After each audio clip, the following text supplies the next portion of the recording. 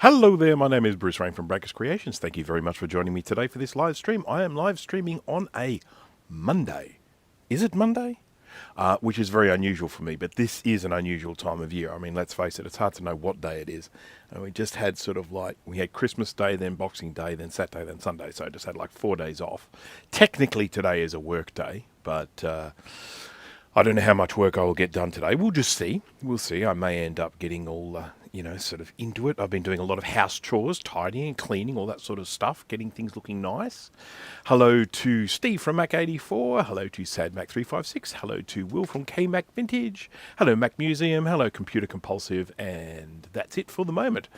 I don't expect a large amount of viewers, partially for the reasons that I just gave. Number one, I don't normally live stream at this time. And number two, it's a weird time of year. People are doing stuff, Hello, Jack68K. Welcome. So I had in my last live stream, which was before Christmas, I should actually just say, I hope everyone has had a wonderful Christmas and enjoyed themselves immensely, and everything has been good and all that sort of stuff, and Santa brought you some nice gifts and things like that. Last time I live streamed, it was crazy hot here. It is a lot more pleasant now.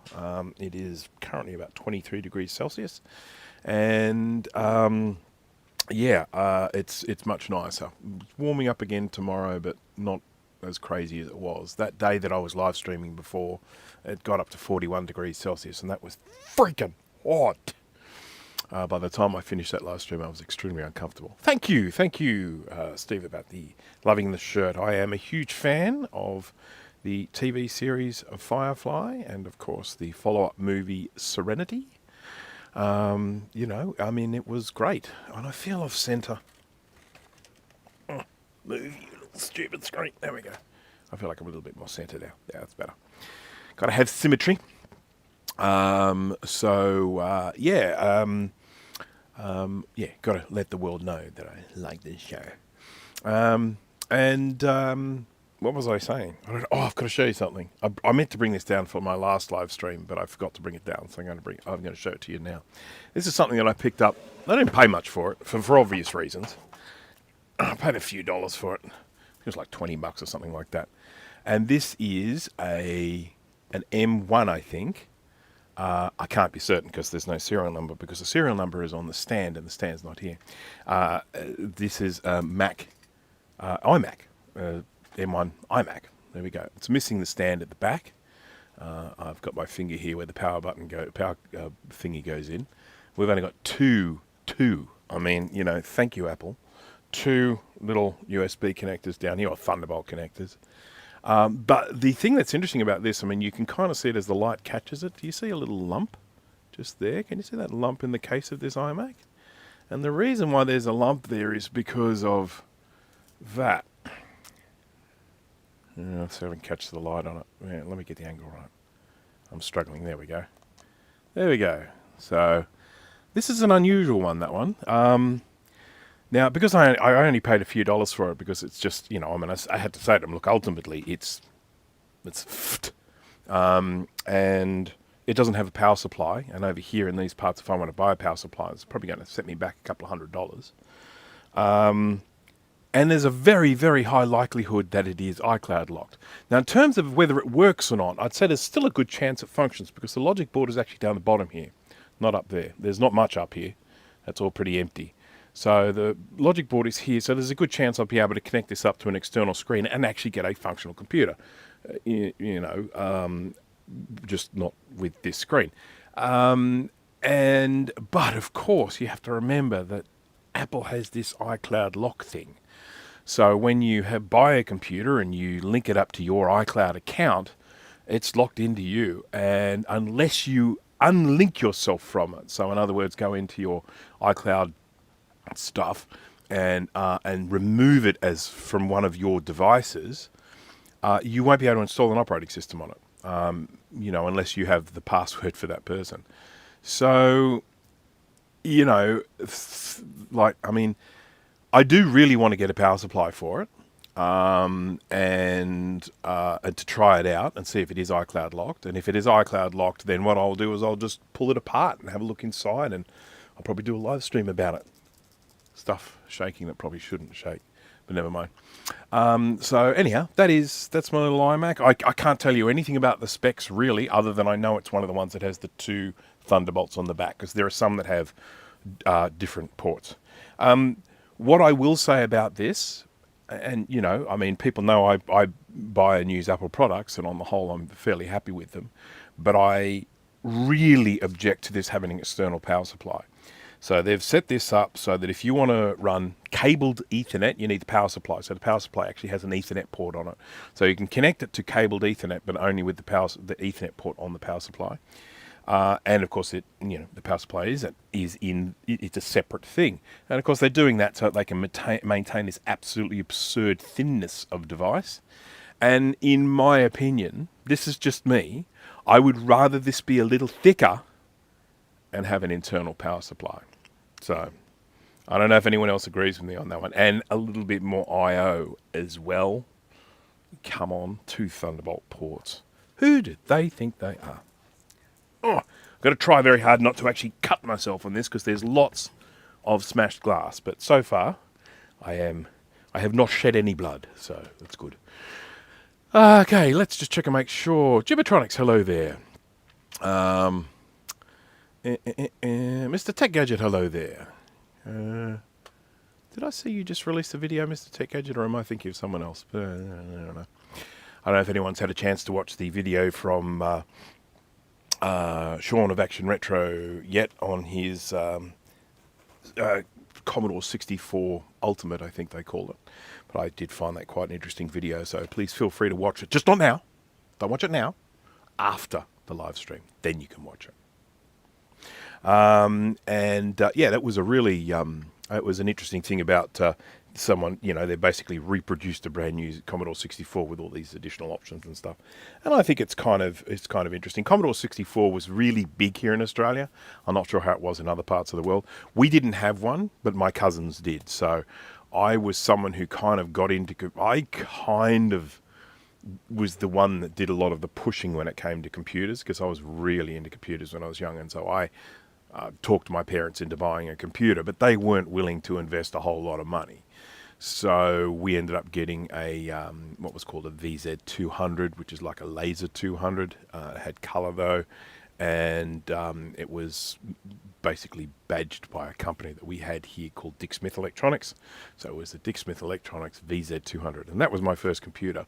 But of course, then people started to then see the potential of the computers, even if it was just for playing games. And then, yeah, as I say, my cousins then got a Commodore 64. Had it been a little bit later on, and had there been probably more of an understanding of what we would be able to do with computers, I think we probably would have ended up with a Commodore 64 as well. And there was the VIC-20 as well. I don't know if you guys know the VIC-20, but the VIC-20 was the cheap brother of the Commodore 64. Hello, DJ Party Feet. Welcome. Hello, Ascertain 20. Oh, just finished watching. Hello, Perry Fund 3995. Have I missed anyone else? If I have, I apologise. Please feel free to say hello again. Yes, obviously it is. For some people, the Commodore 64 will be before their time. You'd need to be sort of my age, around about my age, to have grown up with Commodore 64. Because I mean, I was sort of at a young age of getting into computers at that time. So that's around about the 80s, I guess. And then there's the good old, are you keeping up with the Commodore? Because the Commodore is keeping up with you. Yes. That's an Australian ad. All right. Now, I've been doing a little bit of stuff with, this is from K-Koba from Satanic Mac Club, and this is the little SP2SD. So this is a thing that's Smart Port, is what SP stands for, and SD, obviously an SD card. So you can stick a little SD card in these. I designed this case that's meant to be sort of like in the style of like an Apple IIe, so sort of thing. So, and this case is available on Thingiverse. I've recently made a change to the case. I've got another little update to do to it, which I'll probably upload a little bit later today. And the changes I made primarily was I just improved some of the thickness of the plastic around the side here because some of the 3D printing was quite thin. I didn't have any problem printing it, but some people did. So I've thickened that up a little bit, which will hopefully resolve that issue. And I have also added a little tube. So right here, you can't really see. Well, just let me change views. Let me go to the top view here. Right here, there's a little dot. You can see a little dot, and that is a dot which is a hole that lines up with the LED on the board. So that if you look down here, you can see the light coming on. Now, what I ended up doing to kind of make it that light more visible, I've now redesigned this so that there's a little tube that runs down all the way to the board. So in other words, it's like a light tunnel, so that when the LED shines, it shines up through that tube. Now that does improve the light not getting lost along the way, but what you can also do is I made that tube the exact right thickness for a bit of clear filament. So if you do any printing with clear filament, or uncoloured filament basically, you can just cut off a little 10mm piece of that filament, just snip it off with cutters or a blade or something like that, and you can just feed that little bit of filament down into the little tube that I've made, and it works as a little light tunnel. It helps bring that, illuminate that much easier, so you get the light coming up through there. So that is, as I say, that design is on Thingiverse, but I do need to make one small revision, and I will upload that today, and then you've got that there. This has two versions of this. There is a version like this for the large screen, and then a version with the small screen. And I'm very proud of this design. I really like the look of it. I hope everyone else does too. And I just saw this the other day that it was printed out with the buttons in a different color to the case, and it looks awesome. So, you know, they were both sort of a platinumy beige, but it was like a dark beige for the buttons and a light beige for the case, and it just looked fantastic. So, you know, I'm very, very happy with that. Okie dokie. Right, so that there, let me just do this thing here where I go there like that. There we go. Oh no, look at the weather. 24 degrees C, broken clouds. Those poor clouds are broken. So, reminds me of a Game Boy printer. I don't know what that is. I know what a Game Boy is, but I don't know much about Game Boys. I have never owned one. I've never even held one, so how about that? All right, now, so I've got this great big frappin' Apple IIc on the table. We're not going to be looking at that today, so I am going to unplug it and put it away. Just a reminder that on this, I have one of these. This is one of these Apple IIc to HDMI. I got this from Will at KMac Vintage. This is a great little thing. What I like about it, what I find so nifty, is it is basically just, it's two things here. You've got this card, which is a card that's designed to go into a normal Apple II, into the slots of a normal Apple IIe. And then you've got this adapter that goes from that display port to this connectory type thing. So it's a very interesting way of, I think, of utilizing just one of these standard boards. Now, someone has gone ahead and actually just made an all-in-one of these that doesn't need the adapter, but this is I think, a very novel way of just taking this standard board here and then connecting it up to this adapter. And this allows you to get HDMI output from the IIc, which is, for me, a wonderful thing, because this is a PAL version of the Apple IIc, and the PAL version will not output color through the RF output, or whatever it's called, or the composite output. It won't output color, it just outputs black and white if it's a PAL version. NTSC version does color, PAL version only does black and white. So until I got this, I had never seen color come out of this computer. So for me, that was a huge plus. So, you know, big thank you there to Will for sending me that. I will do a video one day on all the bits and pieces that Will has sent me. That's definitely on the cards, because there's been some awesome stuff. Oh, there's something fell down. Oh, there it is. Oh, it's okay. It's only a Color Classic Logic board. Where's my telephone? My phone is ringing. No one rings me. Don't ring me. Can't stand it when people ring me. I've got to hate the phone. remember when I was younger really liking getting phone calls. Now I just hate it. My phone rings and I go, ugh. Okay, welcome to Macintosh. Hello there. Oh, I do have another surprise on the way for you. Oh, awesome. I love surprises. Okay. Now, Retro Techie, have I said hello to you? No, I haven't. Hello, Retro Techie. Hello there. Welcome. Thank you for joining me. Of course, we've got New Year's Eve coming up soon, don't we? I mean, for us, it's like Wednesday. Is it Wednesday? Wednesday? Tuesday? Wednesday? Yeah, Wednesday is New Year's Eve. Can you believe that? Can you believe it? Kind of looking forward to it. I don't do anything particularly interesting for New Year's Eve, but I still enjoy it. Just basically, watch some telly, some fireworks on the TV. We usually put together a nice yummy meal or something like that. Yeah. How long have I been on today? I have been on for 16 minutes, 17 minutes, and 3, 4, 5 seconds. 17 minutes. So I haven't even started doing what I'm doing. Now, okay, I'm going to tell a quick little story. I mentioned this in the last video. Unfortunately, it wasn't working, but it is working now. So if you were to go to, I'm just going to type it in here. It should work. It should work. Let me know if it doesn't. http://68k.com.au. Okay, I'm going to type this in, and let's see. I'm going to press the return key. We'll see how long it takes for the whole. It'll appear in the chat straight away, but then it'll take longer for me to say it. So you ready? And go. 1, 2, 3. I don't know. Okay, it's just happened there. Now, I saw it then. So it's a few seconds behind. So this is the website that I created. I did a video on it using a Macintosh LC3 as a web server.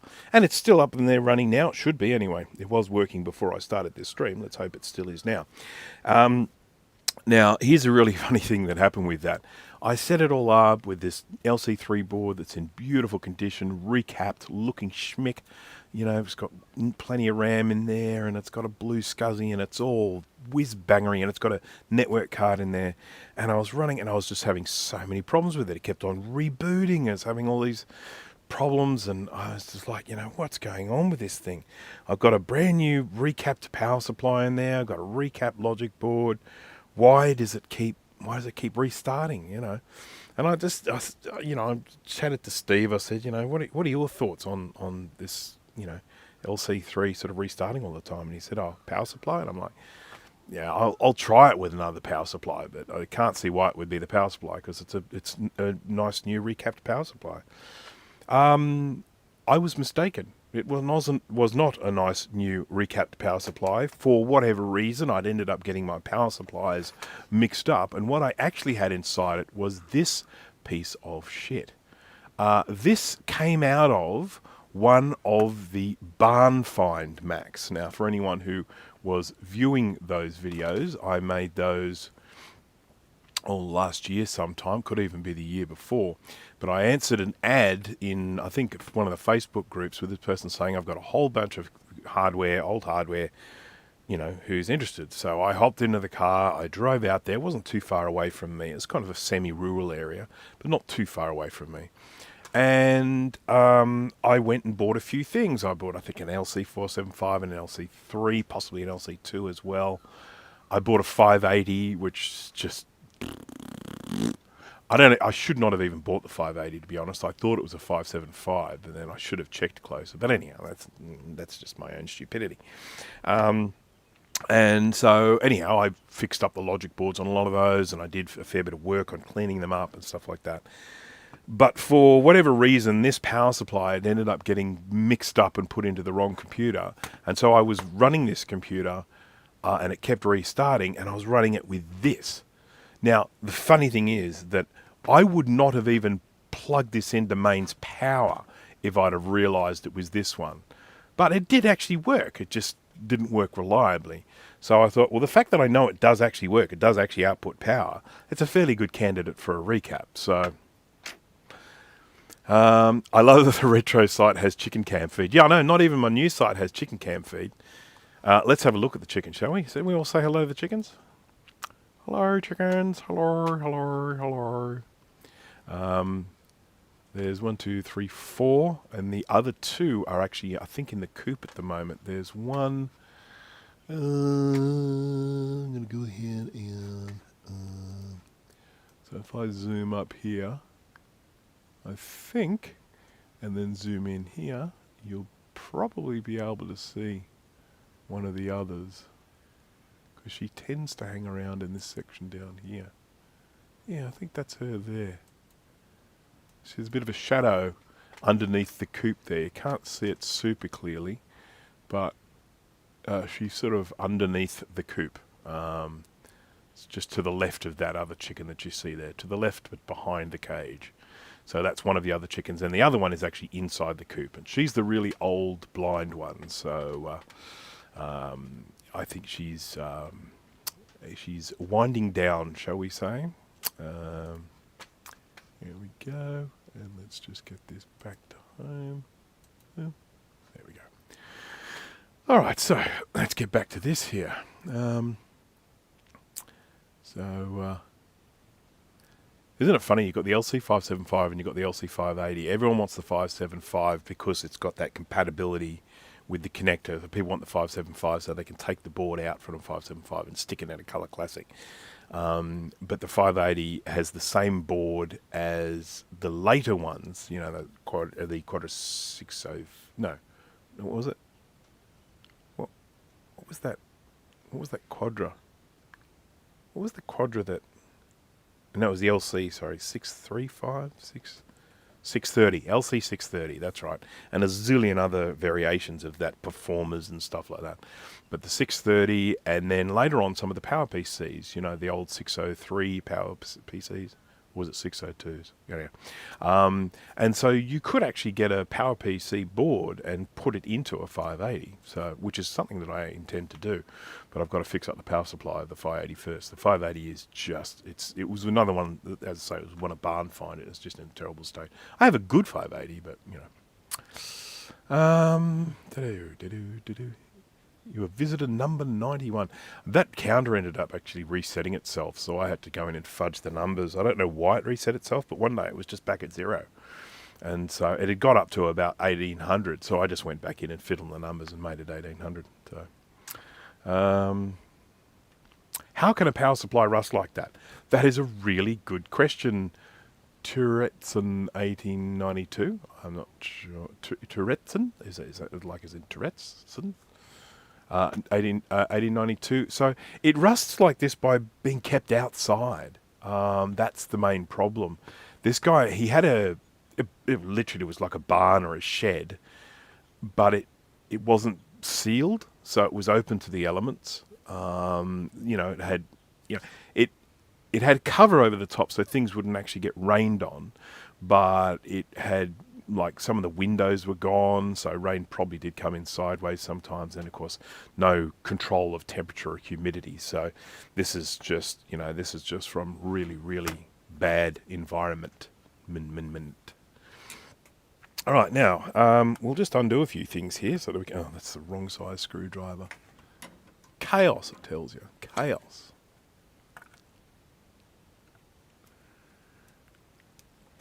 LC575, the Trinitron tube. 630, yes, that was it. So, yeah.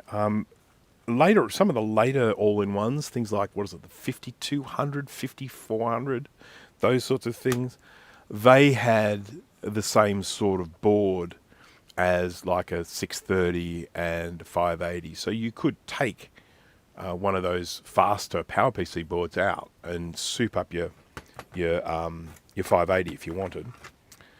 I have got, I think, two 5200s, or maybe they're 5400s. I have to go back and check them. They're in my car. I have a car that's been unregistered for quite some time, and I've just turned it into storage. And inside there, I've got 4, maybe 5 mirror drive door G4s. I've got a titanium G4 dual processor 450. I've got a Quicksilver G4. I've got a Snow iMac. I've got an eMac with a swivel stand, and I've got a couple of screens. And I've got one of those liquid crystal screens, you know, those earlier liquid crystal screens. They look really nice. And they had that stupid connector that only Apple used. Steve will know the connector I'm talking about. It's that stupid connector that had power as well as signal. Digital signal, though, so that's good. ADC or something like that. And then, yes, it is. I mean, technically the car can move, so it is a Macmobile. And then, yeah, and then I've got these, they're either 5400s or 5200s. And here in Australia, one of those models, someone will probably be able to tell me, one of those models they actually sold in a black case with a black mouse and a black keyboard. It was not the Director's Edition. There was the Director's Edition. We're all aware of that one and that. But this was not actually the Director's Edition. It was not sold as a Director's Edition.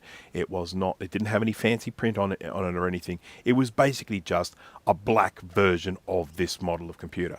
And I've got one of those, and I've got a black keyboard, and I've got most of a black mouse. So I've got the mouse, and I think I've got the ball, but I don't have the little screwy thing on the bottom that holds the ball in place. But I reckon I can probably recreate one of those in 3D and then just print it in black filament. I reckon I'll probably be able to do it.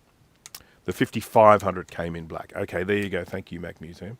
So that's what I have. I guess that's what I have. I'm taking your word for it. You said it with such authority that I am definitely taking your word for it. Maybe I should start collecting Mac Minis. Yeah. I do actually have a few Mac Minis. I've got a G4 Mac Mini. I've got one of the early Intel Mac Minis. They look the same as the G4 ones, but they've got an Intel in them. And then I've got like a 2011, a 2012, a 2014. I've got a few 2012s. I think like 3 2012s and a 2014. And then probably some others as well. ACD, there we go. That's the connector, ACD. I think you're a bit behind, Steve, by the way. You might need to press the live button because your comments seem to be coming quite a bit after I'm saying the stuff. So just thought I'd mention that because we've all been there before. All right, I've just taken the bottom of this off. How about that? 1, 2, 3, 4, 5 screws. And then we've got to lift it. There are a couple of versions of this power supply. This is the one I've worked on many times. It's the TDK version. TDK. Remember they used to make cassette tapes? Remember cassette tapes? I remember cassette tapes. This hasn't been plugged in a while, so this is fine. But if it had been plugged in relatively recently, I would be getting a screwdriver like this. And you see these 2 points here? I'd be shorting them together until they go zap, so I don't accidentally zap myself. Because that big fat capacitor, it holds quite the charge. And you do yourself a mischief, and you don't want that. Right, now one of the things I do when I'm recapping these is I desolder. There's no connector going to here.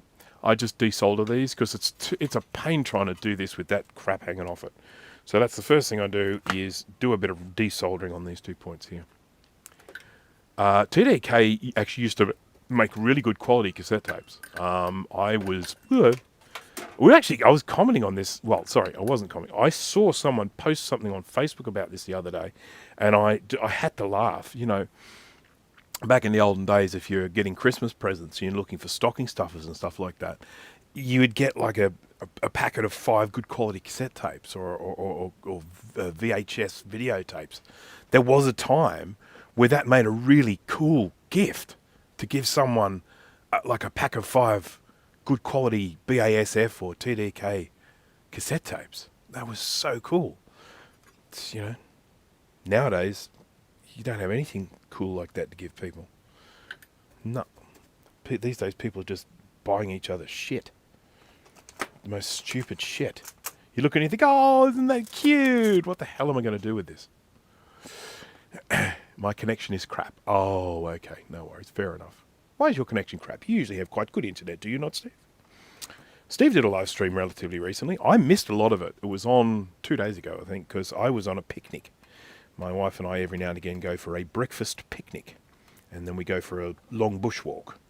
And that was the day. And so I was able to jump on at the beginning and say, hello, hello. But then I had to head off and go and be at one with nature. Oops. Helps if you actually point it at what you're trying to say. There we go. There we go. Well, that was super easy. That's sometimes a lot harder because sometimes these little connectors have barbs sticking out of them. So they go up in there and then the barb holds them in place. So you've got to kind of squeeze the barb to get it out, but no barb. No barb today. Barb free. Barbless. Now this doesn't actually look too bad, all things considered. Yeah, I mean, okay, sure. It's dirty and stuff and junk. But the caps don't actually look half bad. Do I have a recapping guide for this? Let's just go here and we'll have a look because I don't know if you guys know this, but I have a recapping website. Of course you guys know that. I'm just joking. Alright, let's fill the screen with this. I said let's fill the screen. Fill the screen. Good gracious me.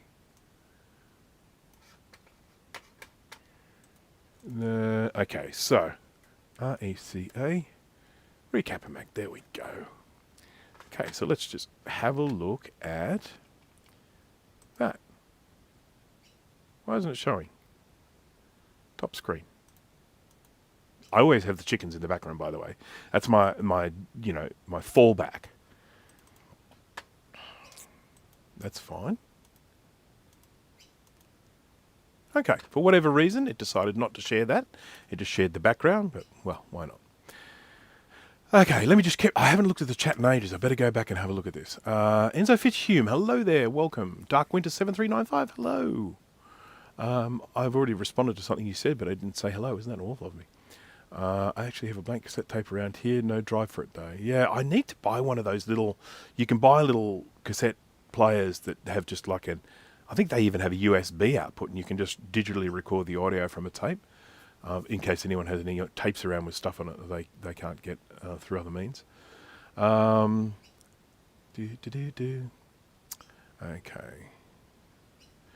Mac 84 is using an old Mac as a router. Probably. Geoport modem. Hey. Don't those big capacitors lose power if they're off for a while, though? Yes, they absolutely do. But they will hang on to it often for a deceptively long amount of time. So if this had been powered up, no fear at the moment, this hasn't been powered up in days. But if I did power this up, even if it was, I don't know, half an hour ago or something like that, I would still be worried about this capacitor. There is a calculation you can work out for how long they take to discharge.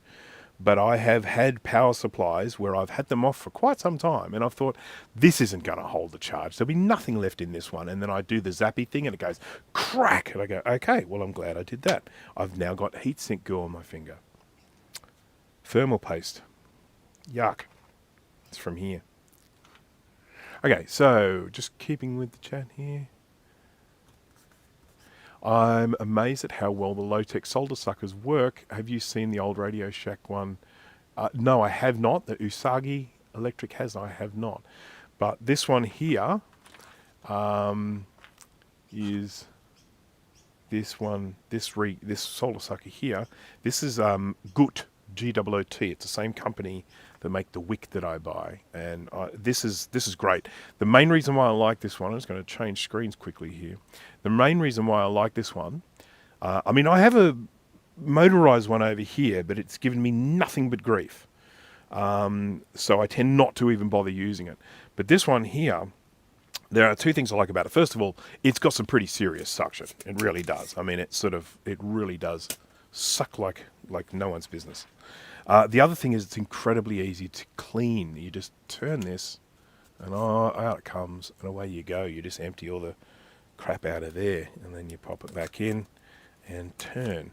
So I think this is, I've had a number of different solder suckers, but this is definitely the best one I've ever used. So the only thing is that because it has quite a powerful spring on it, you do have to be very, very careful. If you're working with delicate stuff, you can actually end up sucking a pad straight off the board with one of these. So, yeah, being very careful.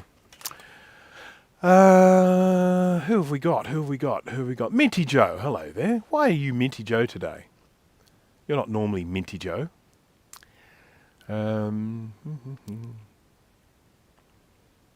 Give it some power and give us a good no. I one of my last live streams, not the last one, maybe the one before, I blew up a capacitor. That was fun. Jared Burma, hello there. Still doing the weird thing with people's handles in the chat, you know, because Jared Burma, you're not normally Jared Burma 7051. I don't understand. Oh, DJ Party Feet. Thank you very much for that. I do appreciate it. YouTube API changes. What?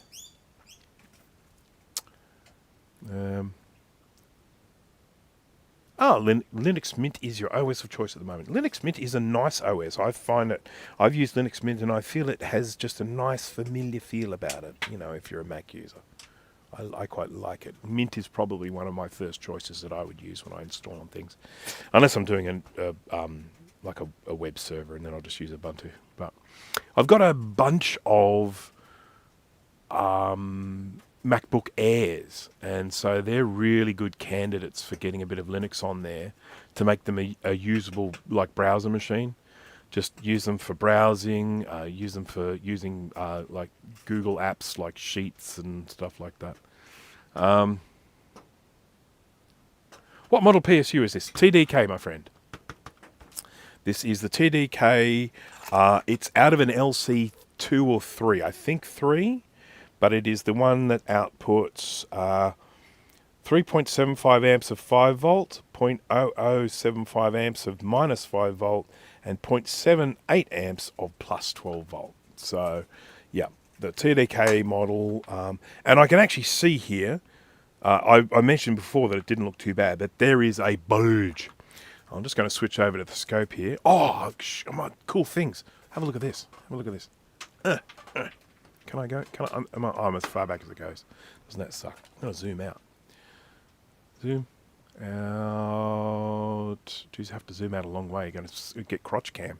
So this here, one of the things I discovered, I got a pair of glasses last year or the year before last, and I noticed that I had this mark on my glasses where it's actually like a damage to the lenses. And I'm like, what is that? And then I suddenly looked at it and saw it was a round shape, and I thought, it's the bloody microscope that's doing it. So I've created these little 3D printed covers that have felt on the outside. So when I get my new glasses, which I'm getting like next week or the week after, got some new glasses on the way, I will not damage them with my microscope. So that's the truth.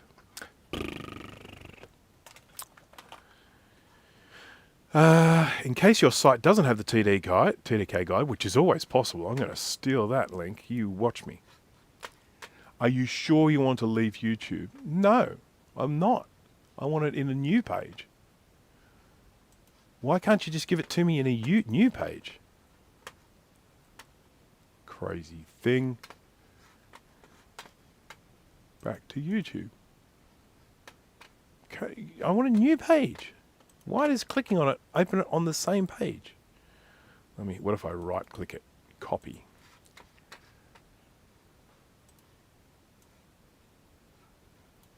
Paste. Paste. It did go to a new page, but it went to, oh, balls. All right. What it did is that link goes to YouTube, opens it in a new window, sure, and then it takes you to the site. So it's got one of those stupid follow me type links in it. Hate those. Is anyone getting bored with AI videos? I'm getting bored with AI videos. I'm going to be making another part to my on-shape tutorial. That was a real slow burner, that one, but I'm starting to get a few people watching it. Oh, thank you. That's awesome, Steve. Well, you've got pretty recapping guides. Very pretty. Yeah, I'm... there we go. Losing the chat. Don't lose the chat. There we go. All right. Okay. Go away. Oh, stop it. Keeps popping up. Stop pop-up. There we go. Oh, go away, pop-up. How do I make it stop popping up? There we go. All right. Okay.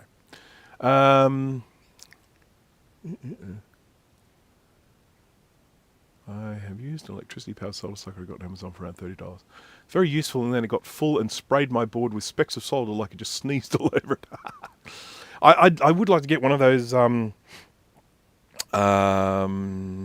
Hacko ones, but there's two problems. One, they don't have a like a multi power supply on them. Apparently the power supply on them, you have to buy a 110 volt version or a 230 volt version. You can't just buy one version that works with both. So I can't just buy one from the States and get it reasonably cheaply. I'm going to have to buy one locally from Local Hacko, and they're like about $500 or something like that. They're crazy expensive. They're like $450 or something like that. I like the on-shape tutorial. Learned some nice tricks I didn't know. That's what I like to hear. Thank you. So yeah, I basically been. It got hardly any views to start off with, but it's just ticking over. It's not crazy numbers by any stretch, but it's ticking over, and I am. And then I had just someone contact me the other day, and they just sort of said, "Can you please do another one?" He said, "I've watched other tutorials, other on-shape tutorials, and yours is the only one I can follow. So can you please do some more?" I'm like, that's a pretty nice thing for someone to say. So I feel like I need to do it just for that person. All right. Okay. Let's go to have a scope view here and see how it looks. Scope. It's going to be out of focus. But the purpose for me going into scope view was I wanted to show you all this one. This one. No, this one. This one here. I don't know how well you can see it. It is a bulging. It's not bulging a lot, but it is definitely bulging. So definitely feel like we need to replace that one. So what have we got? We've got that one there. I think I may have this recapping guide, but let's just go in and have a look. So I'm just going to go here to the share screen. That's Steve's there. That's his awesome recapping guide there, which the link is in the description. There you go. And oh, calm down. Resources, LC power supply. Let's see which one I've got. This is, I think, the Sony one, or whatever it is. 8.2, hang on. No, this is the same one. It is the same. It's just yours is way prettier than mine. Yeah, it's the same one, but yours is prettier. So, yeah. So people can take their pick. I better make mine prettier as well. The standard's been set now. I need to make sure that I am up to scratch.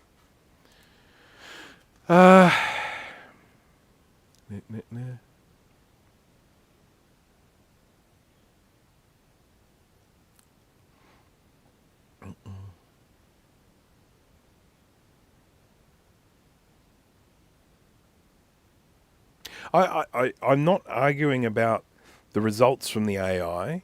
Some of the results I'm seeing are absolutely spectacular. I'm more just saying I'm kind of bored with it. You know, when people are creating like, I don't know if you guys saw, but there was a whole rash of photos on Facebook at the time around Christmas of all of these people from movies opening their presents under the Christmas tree.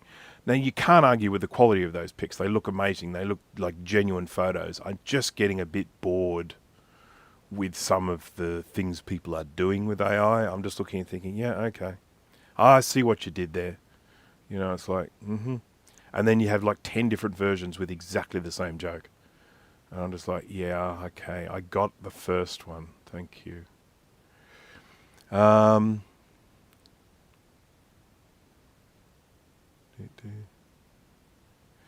Just add the model brand info on yours. I should.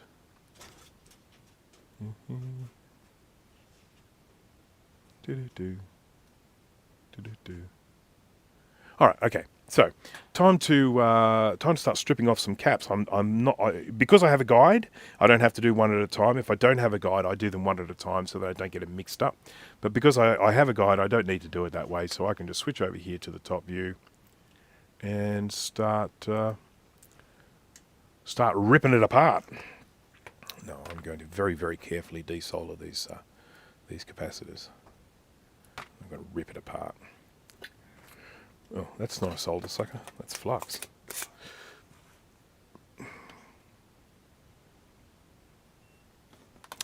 I might need my special glasses. My eyes are just getting worse. Worser and worser. Bad. Okay. So this is the secondary side here. Got a nice little dotted line here to show the difference between the primary and the secondary.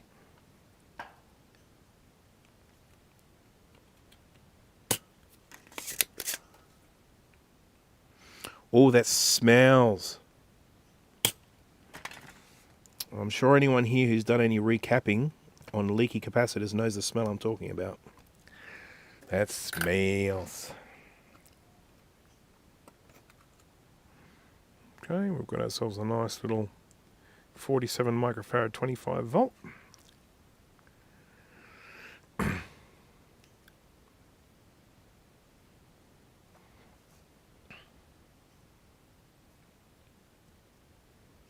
I should mention that I'm not against AI. I guess I'm just against what some people are using it for.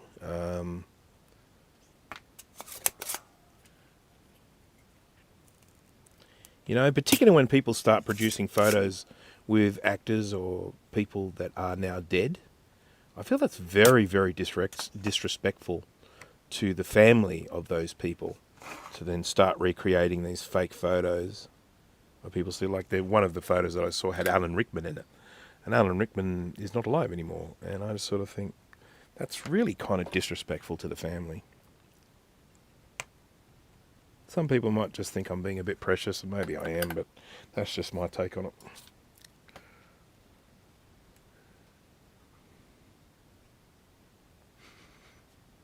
Sniffity sniff sniff. Got a little guy here as well. I don't have any replacements for this big fat one here, so he's going to have to stay. There's nothing I can do about that.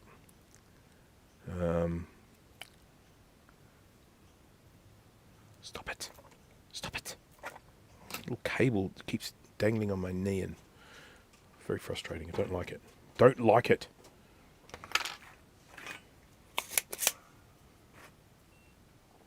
Just lost it. I think it's this one.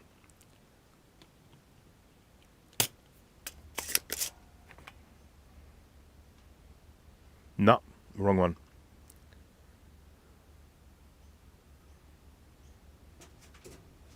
Next one along. So it's this one. And this one.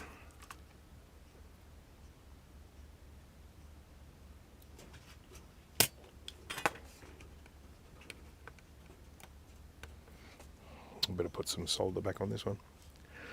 What kind of tools are we using today? Flux type or brand, solder iron brand. Okay, so happy to share that sort of information. Right at this particular moment, I am using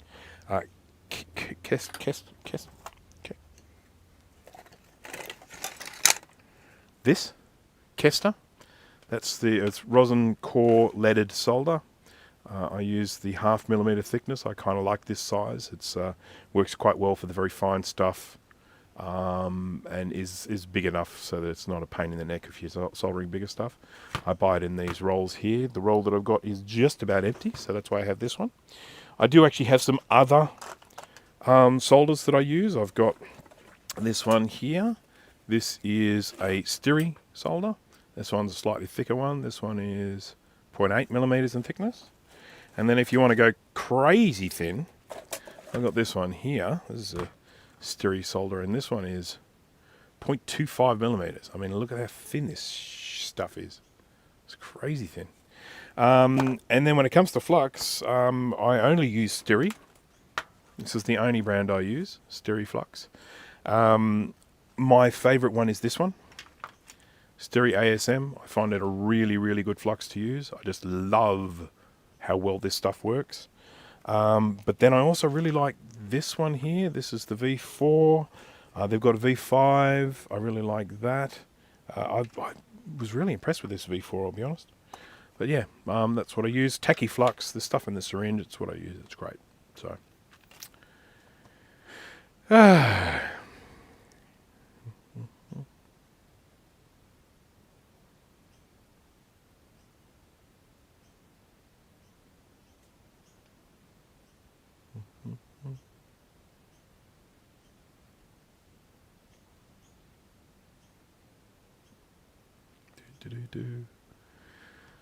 There's supposed to be cricket on today. Unfortunately, it's not on because they played a game so freaking fast. They finished it in 2 days instead of 5.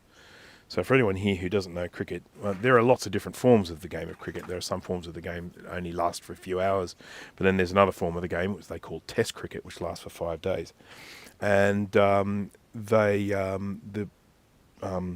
it was Australia versus England, and they played such an aggressive version of the game that it was all over in 2 days. I'm so disappointed. I do not like being robbed of my cricket. Someone took 3 days of cricket away from me. That is bad news. I blame England.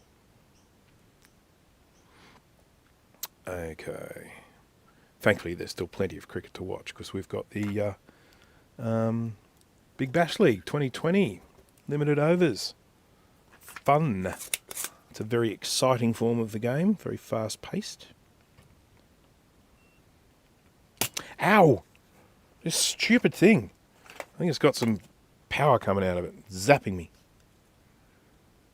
Don't like it. Now I've lost my spot. I blame the electricity coming out of that wire. Oh, popsicle. Where was I? I think I was that one. Yeah, here we are.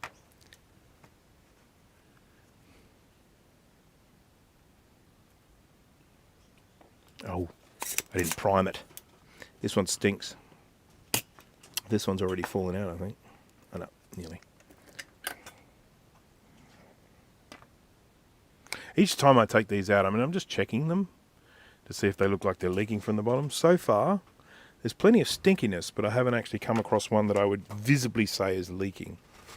There's a cap there, right there.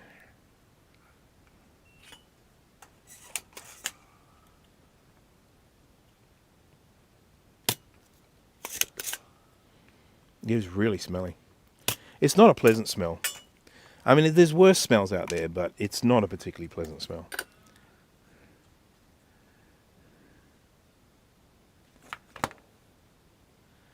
Yeah, cricket has, because cricket is played all day, you know, it's not just, you know, when they're playing test cricket, they're out there all day.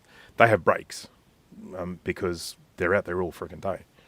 And sometimes in the instance of like the last test that was played, it was in Adelaide in 40+ degree heat. Poor bastards. And so they take breaks because, well, they need to. They need to stop and hydrate and whatnot. They need to eat because, you know, as I say, it's not just a game that's like over and done within 5 minutes. They're out there from like, I don't know, 10 till 4 or something like that. What is that, like 6 hours or something? And they do that for 5 days in a row. I got some of the V5. I like the clarity and the flow, but not the smell. It's funny you say that, Will. The V5 is one of the. It's the same as the V3 in that it's scented. What do they call it? They call it the candy. What do you guys call fairy floss? Cotton candy. They call it the cotton candy. The cotton candy flux, whatever. Because they do actually deliberately give it a scent. I don't mind it. I'd rather it just be odorless. But some people really like the smell. Yes, Nate, hello. It is, is it, so, I know who you are, Nate, but you're coming up as Nate Dorr.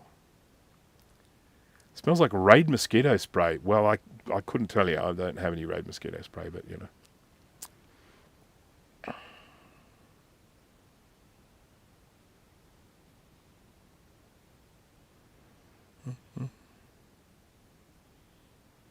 Isn't there like electric static discharge stuff you can use so I don't get shocked? I'm not actually getting shocked. It's basically just, it's a USB-C cable, right? Connected up to, I don't know, what is it, 25 volt power supply? And I don't know what's going on. It's maybe some sort of earthing thing. But as it was just brushing past my leg, I was getting like a minor zap. And, you know, it was just uncomfortable. Didn't like it. And if you hold it in your hands, you don't actually feel anything. It was just as it was brushing past my leg. I don't like it. Don't like it. It was annoying. Right. We're still going. We've got 4 more to take off. And then I might even just give it maybe a little bit of a clean. The last one I took off was a little bit dirty. Hey, it's this one here. There is a little bit of goop around the end there, so I definitely think this one was leaking. So, you know, and whatnot. I'll just see if I can get into the scope view. Do these switches work? They're so sketchy. Hey, look, they did work. Yeah, look at that. Definitely leaking. Look at that goop. There's goop all right. Oh, crap, I'm not recording this. Start recording. There we go. I'll record some of it. I'm already an hour in. What an idiot.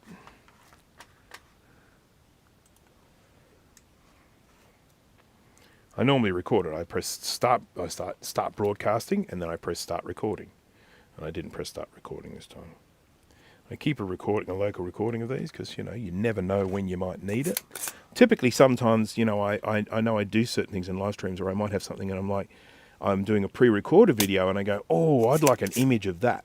So I then grab something from one of my live streams.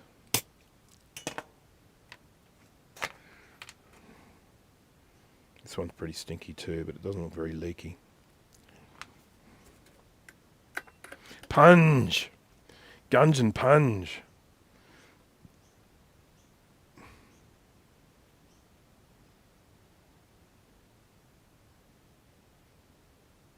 I do have the we're talking about V5 flux. I have some floating around here somewhere.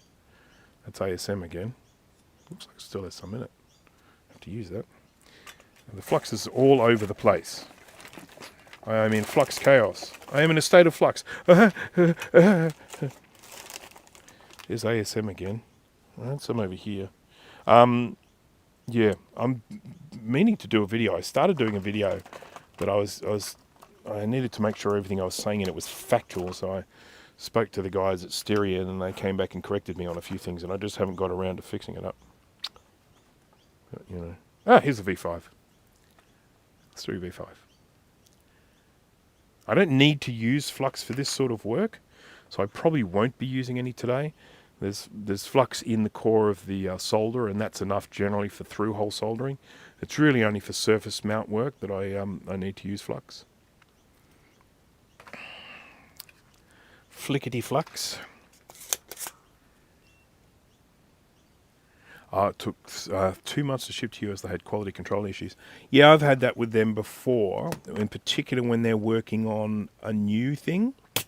The V5, they were having problems, I think, with it crystallizing, if I remember rightly. I could be wrong. I could be talking out of turn, so my apologies to Steri, but if I'm saying something wrong. But I think there were some issues they were having with the formula crystallizing as it was sitting in there. Dana is here. Hello there, Dana. Hello. And I think that was one of the reasons why they held off until they got it right. Now, look, you got to have respect for them for that. But yeah, for me, the flux that I like to use is the ASM.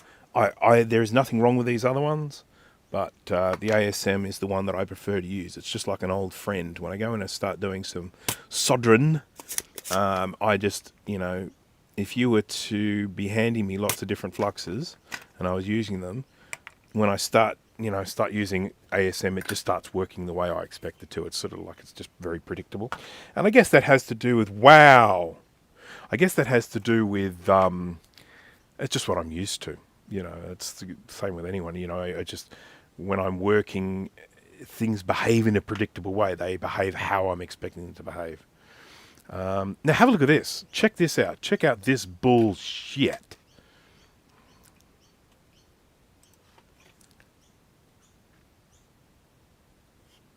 How juicy is that? Huh?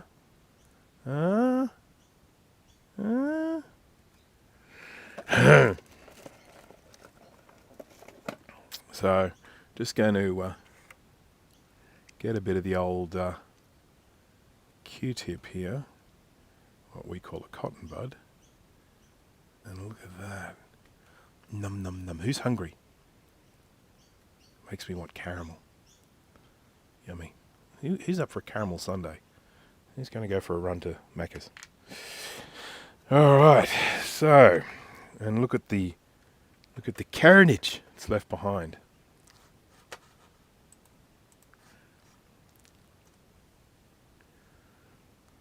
I don't like to have that image in my head, Minty Joe. I'm pumping out the isopropyl alcohol. I've had the lid off this, so it's been evaporating away. It'll come good. There we go. Oh, now I got it on my leg. Nice. Okay.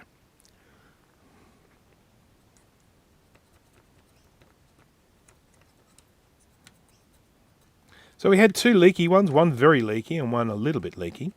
The other ones weren't too bad. I mean, they could have been leaking too, but just not very noticeable. I've got to change my glasses.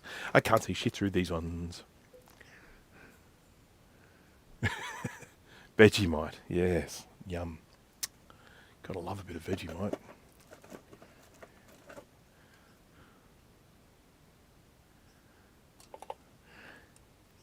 It definitely does need an ultrasonic bath, but you know what? I've got this whole can't be effed feeling about me at the moment. That, you know, maybe it's just fine to just do what I'm doing here. What do you think? I can just get away with a little bit of a Q-tip. You know, it's like sponge bath. Yeah, like when you're in hospital, you have a sponge bath rather than a shower. Oh, there's still a cap on here. Jeez, what an asshole.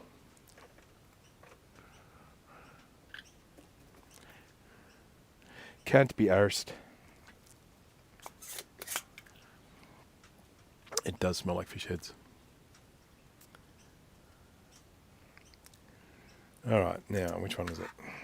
I look away, and then I look back, and I can't remember. Is it this one? And is it this one?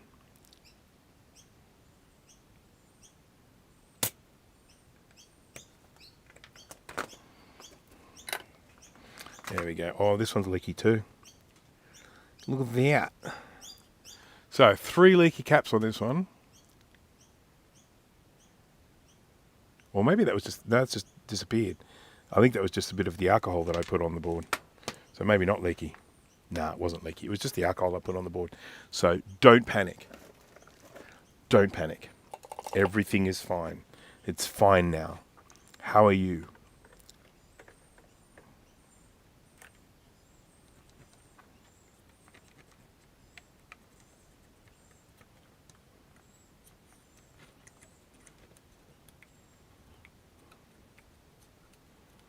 I mean, I know I'll be able to get this so much cleaner if I stick it in the ultrasonic. You know.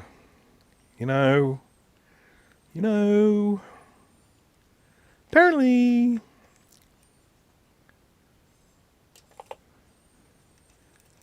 God, I wonder how old that apparently kid is now. It's probably grown up.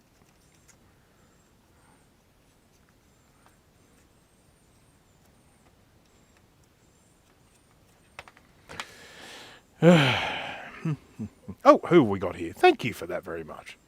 Would you use the solder sucker for through hole over a desoldering wick or vice versa? In certain circumstances, one is better than the other. This one here, so there are a couple of things with this. This one here, if you have a look at these solder joints, some of them are a little bit on the crusty side, and that sometimes impacts on the kind of efficacy of the wick, because it's sort of, you know, the solder needs to be a bit cleaner and flowier. That's a word I just made up, flowier. And so I think the solder sucker works better for this. I use wick. I mean, they're interchangeable a lot of the time. I guess the downside with wick is it's not reusable. Once it's saturated with solder, you kind of got to throw it away, whereas the solder sucker I can just keep using over and over and over again, fills up with solder, and then I just empty it out. So there's an advantage in that. There's a cost associated with wick that if you're filling it up with loads and loads of solder, you're going to go through it way quicker. Oh, Mac Museum. What components would you take off the board, if any, before giving it an ultrasonic bath? That is an excellent question. So, looking at this one here, so what you're looking for in that instance is you're looking for components that will, A, potentially be damaged by the ultrasonic cleaner, or B, trap liquid, trap moisture inside it so that you then can't dry it out. Now, because one of the advantages, when I put this in an ultrasonic cleaner, which is basically distilled water with a detergent, I then take it out and then I submerge it in isopropyl alcohol. And what the isopropyl alcohol does, it tends to displace the water. It tends to push it out so that it's now, in a lot of those places, you've got isopropyl alcohol. And isopropyl alcohol will, its boiling point is a lot lower, so it will evaporate away in a much lower temperature, so it will then tend to dry quicker. Some people would remove the transformer because they'd be worried about it trapping moisture inside it. And there's another little one down there as well. In this one, I don't think I would bother. It might trap a little bit of moisture in it, but I don't actually see that impacting on it, you know, even if that moisture took a little bit longer to evaporate out. I think it would evaporate out. I don't think you'd end up with a situation where it got totally trapped. One thing that I absolutely will always remove before I put it into an ultrasonic cleaner is a relay. Relays trap moisture every time. They almost, some of them look sealed. They look proper sealed, but they're not proper sealed. They're not sealed against moisture getting in. And once the moisture gets in, it's very, very hard to then get rid of it without like taking the cover off or cutting a little hole in it to let some of the vapor escape. So definitely relays. I remove relays. And it's not a bad idea to remove piezo buzzers, you know, if you have any piezo buzzers on there, because a piezo buzzer kind of works in the same way that an ultrasonic cleaner does. It uses electricity to create a vibration. If you then hit the piezo buzzer with vibration, it actually spits out electricity at the other end.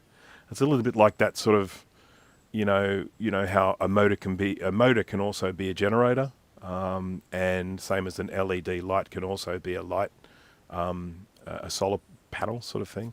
If you shine light in an LED light, you'll get power coming out of it.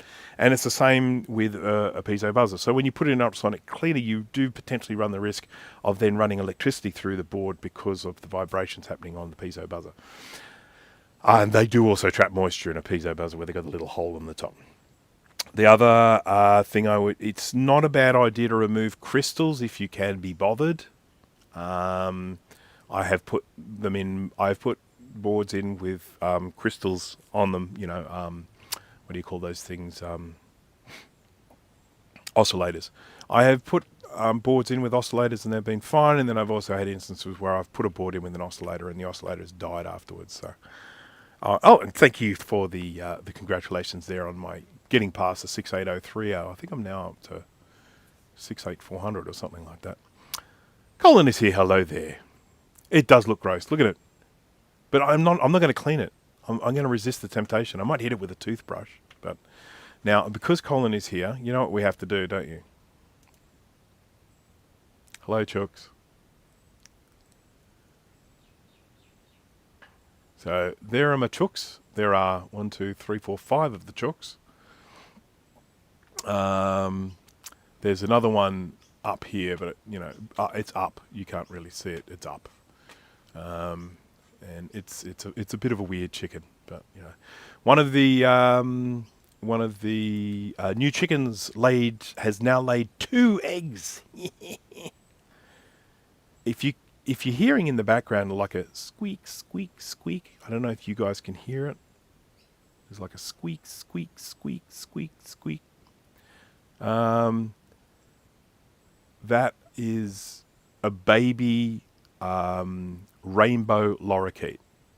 That's the noise they make when they're saying to their parent, "Can you please feed me?" So they just do it non-stop. They just stop for a very brief period while they're being fed. But that is a baby rainbow lorikeet asking to be fed.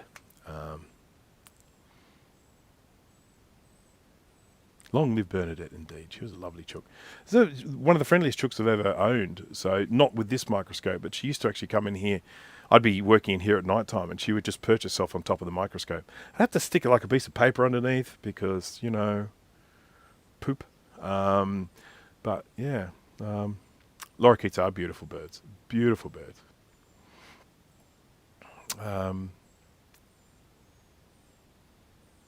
Okay, so have I covered everything? Have I missed anything? I'm just looking at all the chats here. Got to make sure I'm covering everything there. All right, so we have finished getting all of the capacitors off here. Everything else, apart from this big fat one, I don't have a replacement, so I'm not going to replace it. If I had a replacement, I would replace it, but I don't, so I'm not. And then the rest of the power supply, I think we're going to be okay. I mentioned at the beginning of this live stream that this power supply did actually work. It just kept on restarting. So, you know, you'd have the computer on, and then it would just reboot itself constantly. Just ding, ding, ding, you know, sort of stuff. Yeah, so and given the fact that we did find two leaky capacitors. Ahoy! Hello there, Megatog 615. Ahoy hoy. Archiving floppies while watching you. Thanks for forcing me to be productive. You are most welcome, Steve. Are you using the applesauce for that? Old baby kookaburras are adorable. I saw some on Saturday. I went for a picnic in the morning to a national park, and they make a funny noise because they haven't quite got the big laughing yet, so they just kind of make these funny little muffled sounds. They're very, very cute. Yep, okay, he's using the applesauce. Steve will basically archive anything. I mean, anything. It doesn't have to be interesting. Oh, thank you very much. Small token in appreciation for the components saved by not bathing them. You sure you know where I'm going to tuck it in? I can't. I definitely can't put it in now. Now that I've been paid to not put it in. But I should. I think it is worth mentioning that I have put plenty of these in the ultrasonic cleaner before, and they've been fine. I'm just not doing it today because I'm lazy. I mean, look what I'm doing. Does this scream of laziness to you, or what? Yeah, it's definitely lazy. Oh dear, what did I do? I bent a thing. You go back there, and you go back there. I've still got this reloaded board for 2SI to finish, which I may even get onto that because I feel like I'm going to finish this very soon. So I might jump onto that when I finish this. But that is that's a sort of a fun little project. It's sort of become a bit moot now. While I totally appreciate the value of someone going in and making a reloaded 2SI power supply. As you will see from Will at KMAC, there are much better solutions for power supplies these days. And even me, who is a bit of a purist when it comes to these old Macs, will quite happily drop in a modern power supply into an old computer. I like the idea of retaining all of the functionality. So you have to use your existing connectors with the replaced power supplies, but that you can just get these plonk-in power supplies. And they can maintain the soft power for the computers that have the soft power, and then you just know that power supply that's going in there is a new, modern, efficient power supply. I love them.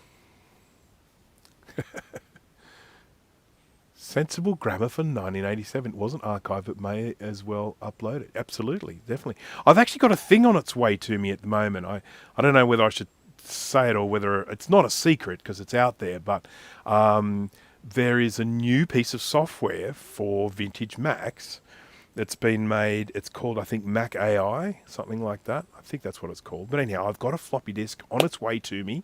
I've been on the beta testers panel, and I did actually find that it worked on operating systems that weren't officially supported. But that's one of the first things I do when I'm testing things. And it is basically, if your computer is connected to the internet, it allows you to run an older version of ChatGPT on your Mac, and then it's linked in with software libraries and stuff, so you can literally go in and say, download a copy of Stuff at Expander, and it'll just do it. It's so good. But it's interesting. I'm going to do a video on it when the floppy disk arrives. I'm really looking forward to it, but it's very nifty. And if you're going to be making new software for sort of for old computers, I feel like that's a really fun one. Okay.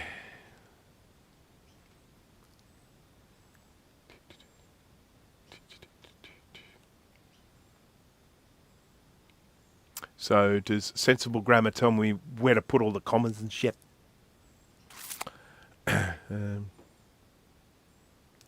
I'm concerned about too many redundancies in sources copies. Yeah, look, there probably are, and that is a bit of an issue.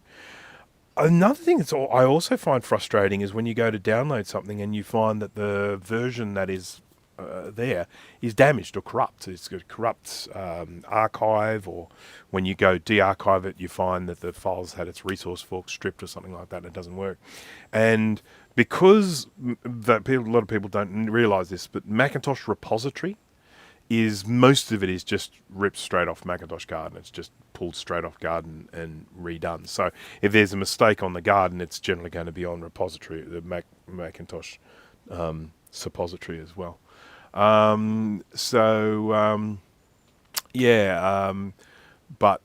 you know, there was something I was after recently, and I ended up having to go to incredible lengths to get a good version of it, because the one that was up on the Garden and on the repository was stuffed. One thing I can tell you is one of my contributions to the old Macintosh Garden, I have created a restored version of Disc 1 of Zork Nemesis, the Zork Nemesis game. If you've got an old PowerPC and you like Myst-style point-and-click adventure games, Zork Nemesis is one of my absolute favourites. I'm going to be doing a video on that in the not-too-distant future. And the Macintosh version of that, as far as I can tell, the Macintosh version had a corrupt video file on it. So when you start the game, you miss the intro.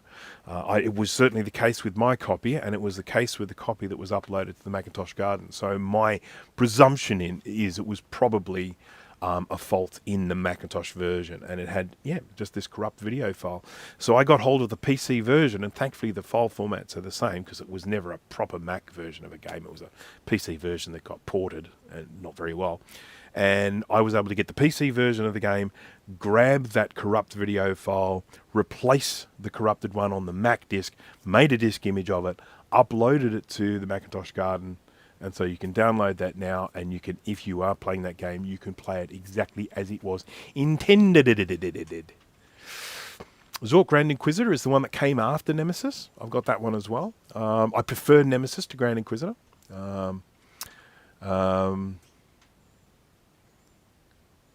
Return to Zork. Yeah, see, because Zork, I mean, by the time Zork Nemesis came out, and I bought it, I don't know, in the 90s probably very soon after it came out, I would say.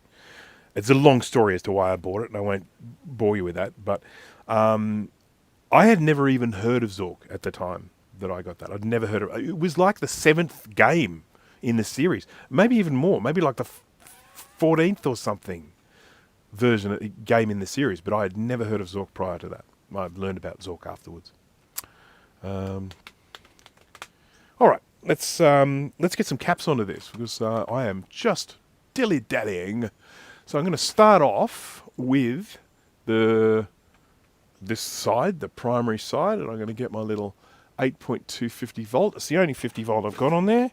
I'm sure I have this one because I bought it specifically for this purpose. This is 25 volt, 16 volt, 100 volt. Where's 50 volt? 63 volt. Come on. Where are you? It's probably one of these ones that's facing the wrong way. 50 volt. It was obscured.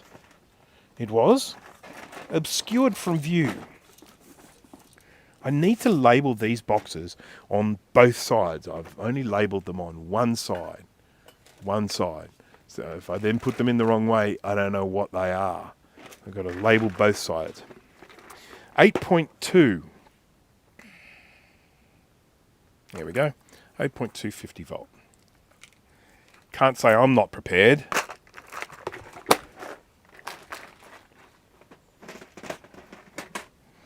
Here's the little guy here. Anyone who has bought any of these kind of smaller capacitors will be very familiar with this. I think I bought this from, what do you call that place? DigiKey. And for a lot of these smaller little through-hole caps, whatever this brand is, I'm not sure. This is like one of the only suppliers of some of these. So, you know, you go for a particular size and shape and everything, you'll end up with ones that look like this because they seem to be the only ones making them. Right, now, the negative side. We've got here a little dot. And that shows me that dot's the negative side. And so I just have to line that up there. And we'll put that on there like that, just there. I bend the pins, but only a little bit. I'm not a big fan of massively bending the pins because I do a lot of rework. And as someone who does a lot of rework, it's very frustrating when the pins are bent when you have to remove things. There we go. Doesn't that look nice? It needs to move up a little bit. That's probably a bit too much, but never mind. There we go. So Zeniltogv. Merry Christmas to you and your family and everyone on the channel, as we say here in Brazil. Better late than never. Big hug. Thank you very much. Same to you. Yes, I had a lovely Christmas this year. It was a bit of a weird one because my most of my family were either overseas or interstate. And so there was basically just me, my wife, and my mother. And so the three of us, we went to the Park Royal and had one of their fancy buffet lunches with a whole bunch of other people who like uncomplicated Christmases. And it was a really nice way to spend the day. You got, just absolutely magnificently yummy food, bottomless glass for the duration while you're there. So it's just, they just come over and they fill you up constantly. I mean, you can just ask for a bottle if you want, but one stage I had two full glasses in front of me because they gave me some white wine and some bubbles, and yum. That was great. Great, lovely Christmas. Really enjoyed it. I hope other people had a good Christmas as well. Swordfish. That's a password. Swordfish, Scarlet Swordfish. Hello there. Welcome. I don't think I've seen you on a live stream in ages. Worth. That's the one. Worth Electric. So yeah, Colin, he knows. Worth. Is it written on there? Yep, I could see Worth Electronic. Worth Electronic. So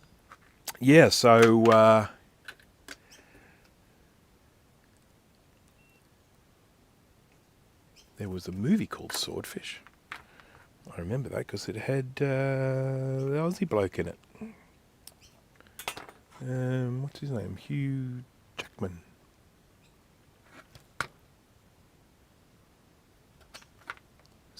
Is that the right name? Hugh Jackman?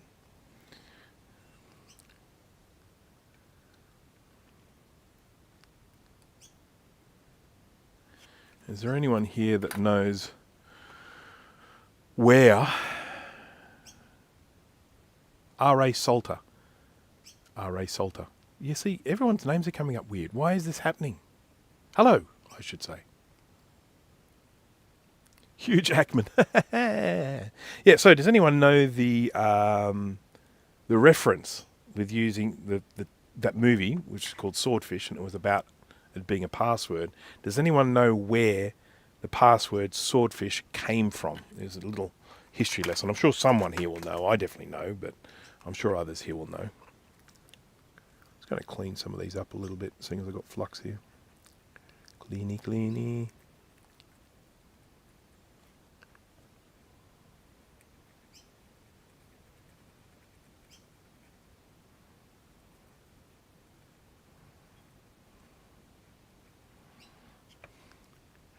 Marx Brothers film, well done. Well done to Scarlet Swordfish and to Nate. It was it Horse Feathers? I'm pretty sure it was Horse Feathers. And it was the one where they had a speakeasy, and the password to get into the speakeasy was Swordfish.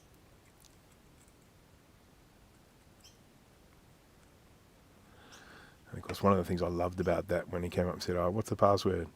And he said, "Oh, it's Swordfish." He said, "No, that's yesterday's password. Now we've got a new password." He said, "Well, what's the new password?" And the guy on the other side says, "This is Chico saying." He said, "I can't remember. I better come out with you." Oh dear, I love that. I'm definitely using one of the. I think I'm using V5 flux for what I just did then, because I can smell it. It's stinky smell. Sickly sweet. Okay, we got those all looking pretty good. Yes. Yeah, not bad. Yeah, good, thanks. Right, I got to clean all this crap off.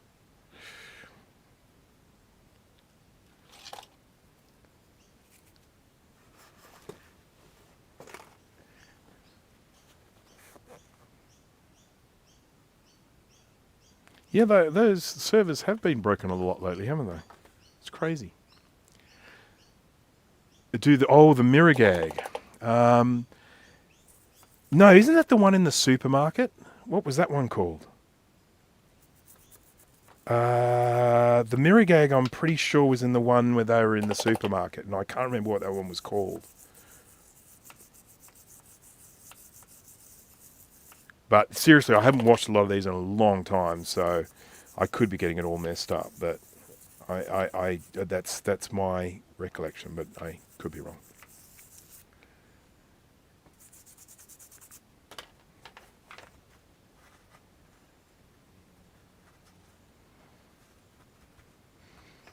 I love the one of the movies where Chico's selling ice cream, and he's got like a little cart, and he's going, "Get a Tootsie Frutti ice cream. Get a Tootsie Frutti ice cream." And the one on the boat, what was that one? Because that had Zeppo in it as well, on the ship. Monkey Business. That's one of my favourites. I freaking love Monkey Business.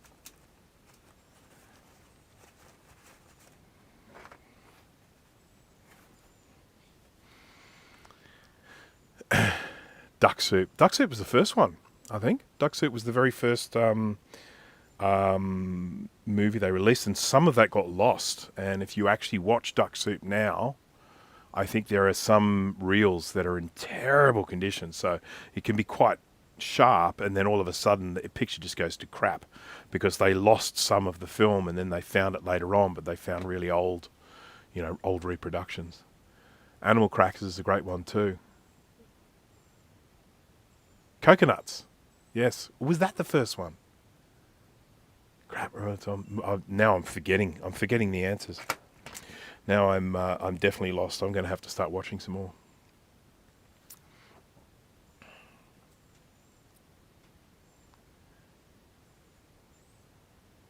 Computer Booter, thank you very much for that. I appreciate that. Actually, while we're on the subject of liking, how about I do this? You ready? Everyone put your fingers in your ears. There it is. Smash that like button. I think it's time for me to do a new one of those, don't you reckon? We're all getting a bit tired of that one. Okay, let's start off here and look at the 10 volts. So I'm going to go get my 10 volt container. And because we've only got 50, 10 and 25, so it's all pretty straightforward when it comes to this. Oh, I've got a cramp in my foot. Ouchie. Right, 10 volt. We've got a 270 10 and we've got a 1000. Ooh, three 1010s. Do I have any advance on three? Three 1010s. Un, dos, tres. And what was the other one? What did I say? 270. 270.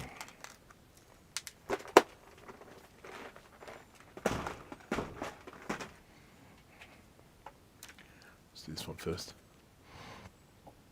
Queen 6201998. Hello there. Hello there, Queen 6201998. Welcome to the live stream today.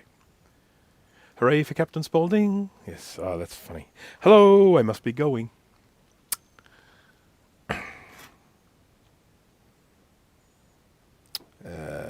270 10 volt. That goes up here, just below this thing, which looks like a resistor, but I don't think it is a resistor. I think it might be an inductor. But don't quote me on that. Let's see what the code says. Now I'm curious. It is a resistor, so everyone can calm down. I know there was a little bit of chaos there.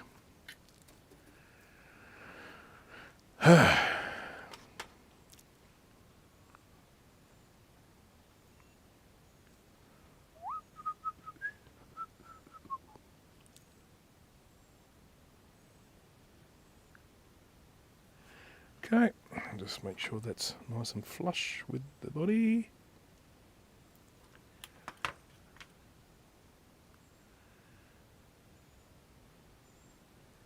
Been a long time I last watched your stream. It has been a long time since I did a stream. I mean, I did one last week, but prior to that, I hadn't done one for 10 weeks. Can you believe that? Craziness. Just silly time of year, you know? Silly time of year, stuff going on in life, all those things. All the things. Not just anything, all of them. I know. 10 weeks, can you believe it? Oh, thank you for saying so. I miss doing it, actually, to be honest. I do enjoy doing it. But there have just been some days where it's just been like, no, can't, there's no way, can't do it. Can't do it. Can't do it. So I've now got 3 of these 1000s to go in. So these are 10 volt, 1000 microfarad, easy peasy, 3 in. So we managed to nail a whole bunch of them just by doing these ones.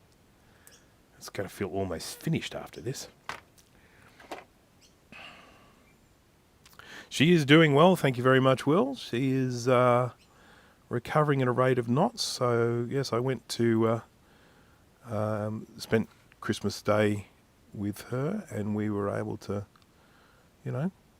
move around pretty well. So we picked her up and parked in a parking station, and she's still using a walker to get around, but she's able to put full weight on the leg.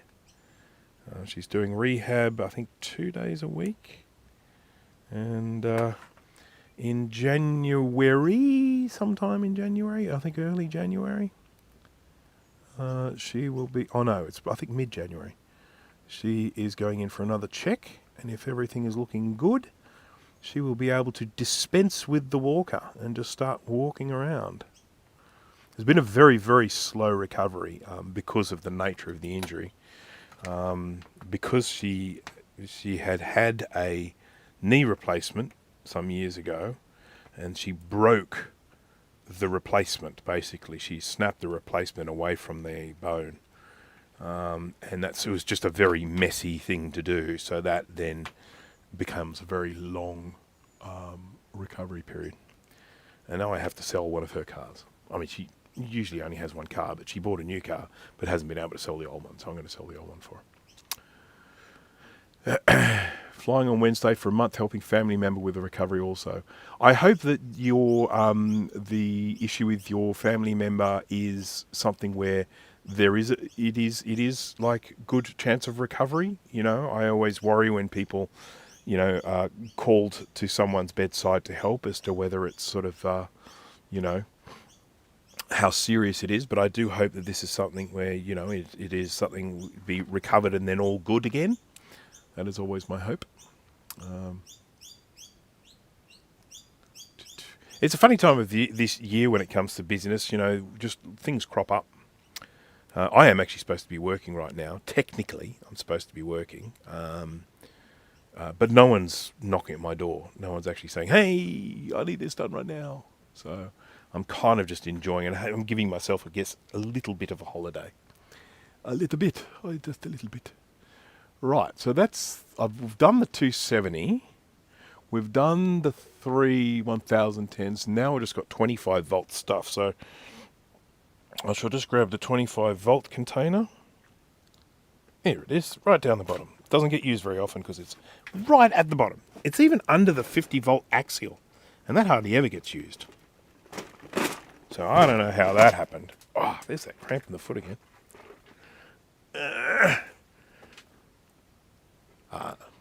Okay, that's good. Surgery with recovery. That is good. That's what I'd like to hear. So we need 147. Here we go. Oh, look at this. I've got all sorts of different types here. Is that it? 40. No, that's 470. That's not the same as 47 at all. 270. Oh, here we are. It's right here. It's another one of these worth ones. What's that worth? Did you see what I did there?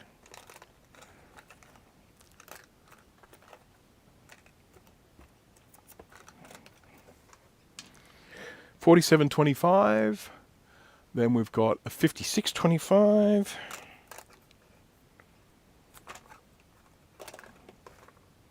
And then we've got two 270s. Two 270s. Well, it's all about the worth today. Look at this.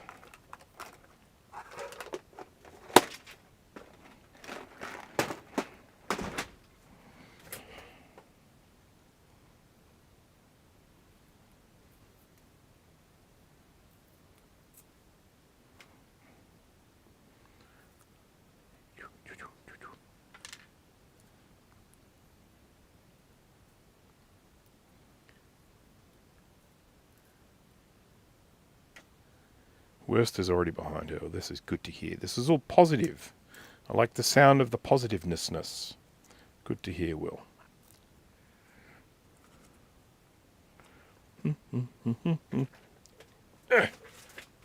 Something's stopping my chair from rolling.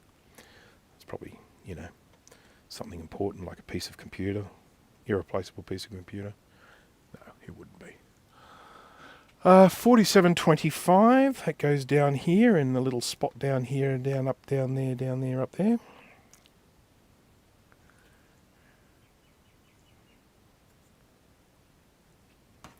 Alright, let's do some soldering. I really need to do a pre-recorded video. I'm a little bit unsure as to what to do next.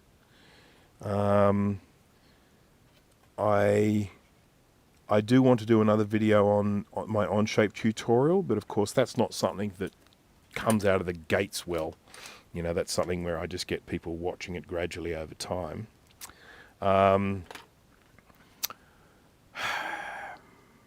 I need to do a video on the dock light, the thing that turns the 27-inch iMac into a screen.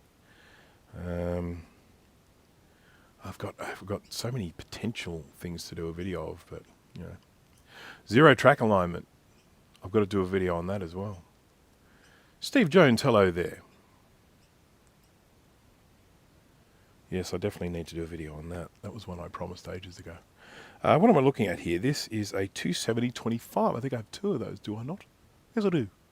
270-25. One of them goes here.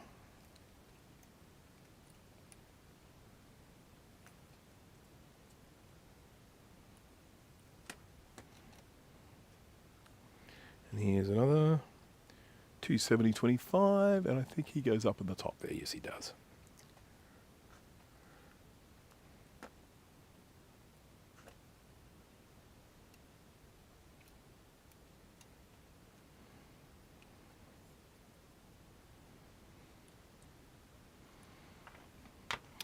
Charlie's here. Hello there, Charlie.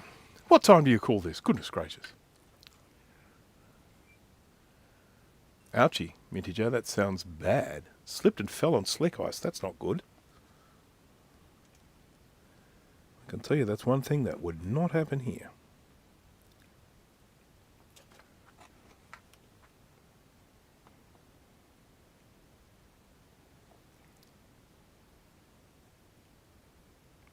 So I did some experimentation with distilling isopropyl alcohol. In particular, alcohol that's been used for cleaning resin prints.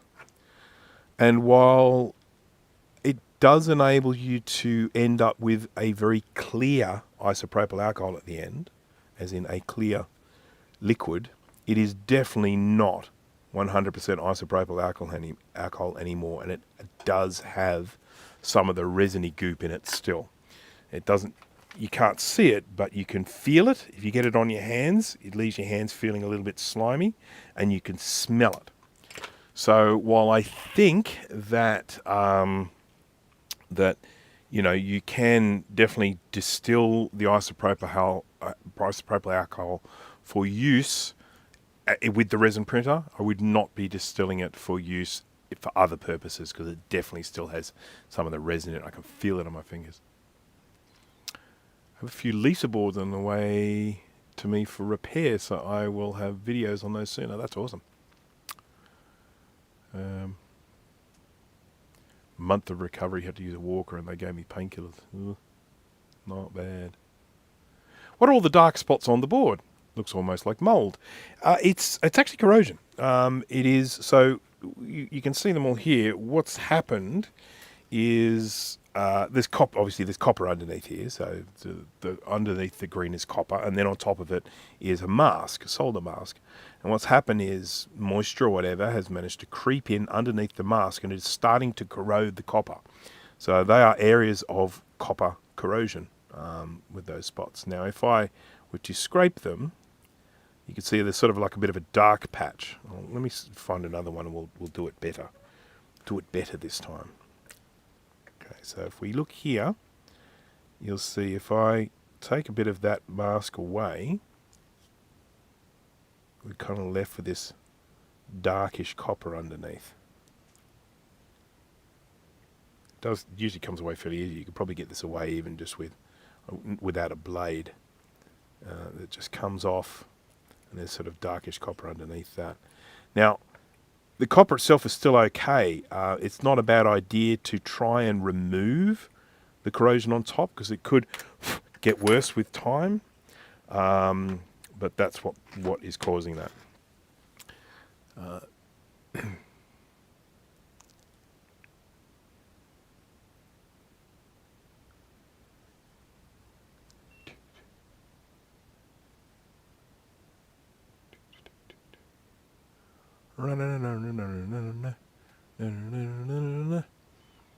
Just checking. Exactly the same recap yesterday for an LC2. Steve Jones, ow. Sorry, I just spiked myself. I have no idea which LC this is for. I think it's an LC2 or an LC3. It came from one of the barn find Macs that I got probably about a year or so ago.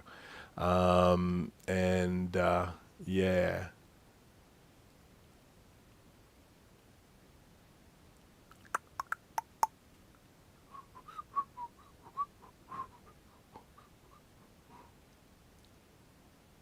Okay, just checking. I know the tweezers you're talking about. Queen 6201998. You're talking about these tweezers here.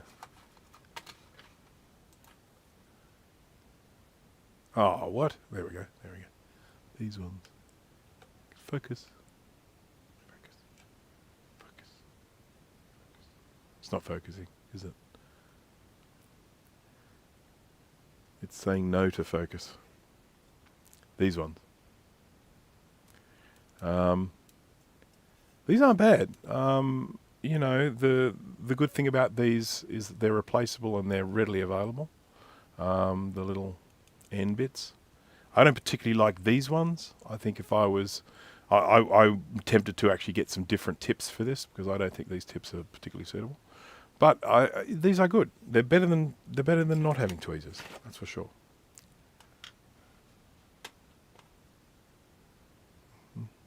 Hello, Quicksilver Oz. Missed any Reefer Magic smoke action? No, this one's in way too good a condition for that. We had 2 leaky caps, but the rest have been pretty good. This is actually, I think, the last cap going on right now.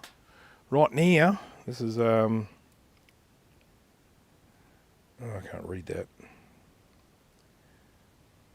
Something 50 microfarad 25. Does that sound right? 56 maybe? Can't see shit. 5625. Yeah, there we go. 5625. So that needs to go that way.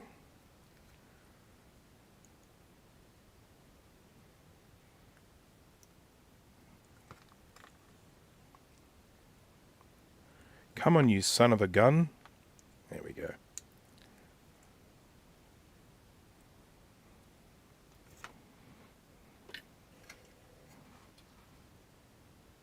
What is it? Switch work? Switch? Switch? Switch. There we go.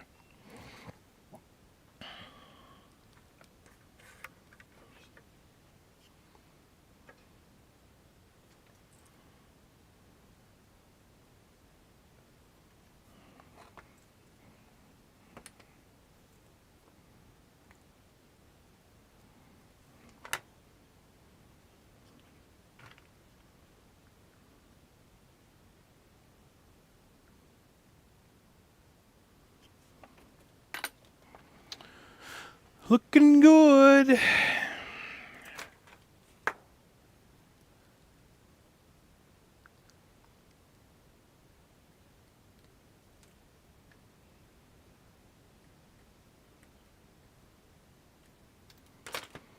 Right. Stupid Firefox memory leak locked it up again. Yeah.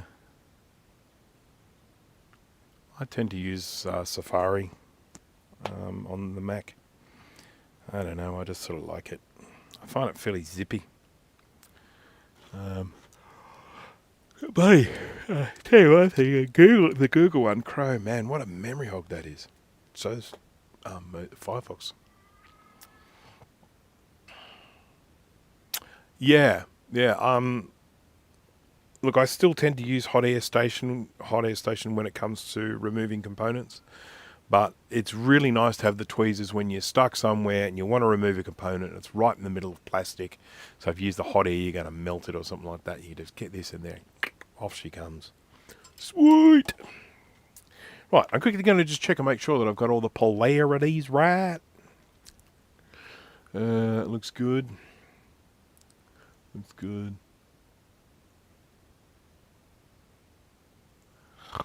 It looks good. Good. Yes, I think we're good.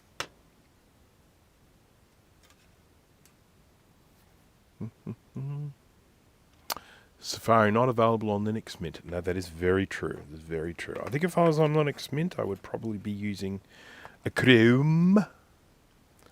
That would be my, I think, first choice.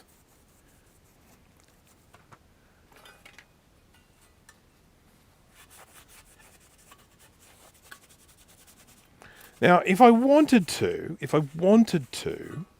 I could get this and I could get rid of the rust. There are two ways I could get rid of that rust. The first would be using whatever they call it, electrolysis or something. I've done that before. I did that on a live stream and it works beautifully. You basically drop it into some water and you have an anode and a cathode. Is that right? Anode and a... anyhow.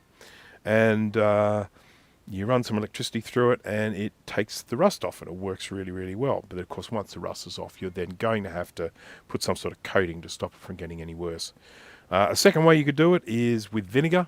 You don't need fancy vinegar. You don't need malt vinegar or apple cider vinegar or white wine vinegar or red wine vinegar or rice vinegar. You can just go in and get cleaning vinegar. You just go into your supermarket and they usually just have great big bottles of cleaning vinegar for next to nothing. And you basically just drop this in cleaning vinegar and you sit it there for, I don't know, a few hours. And it's amazing how well it gets rust off. And then you, of course, have to clean it. And again, you got to coat it and make sure the rust doesn't come back. So,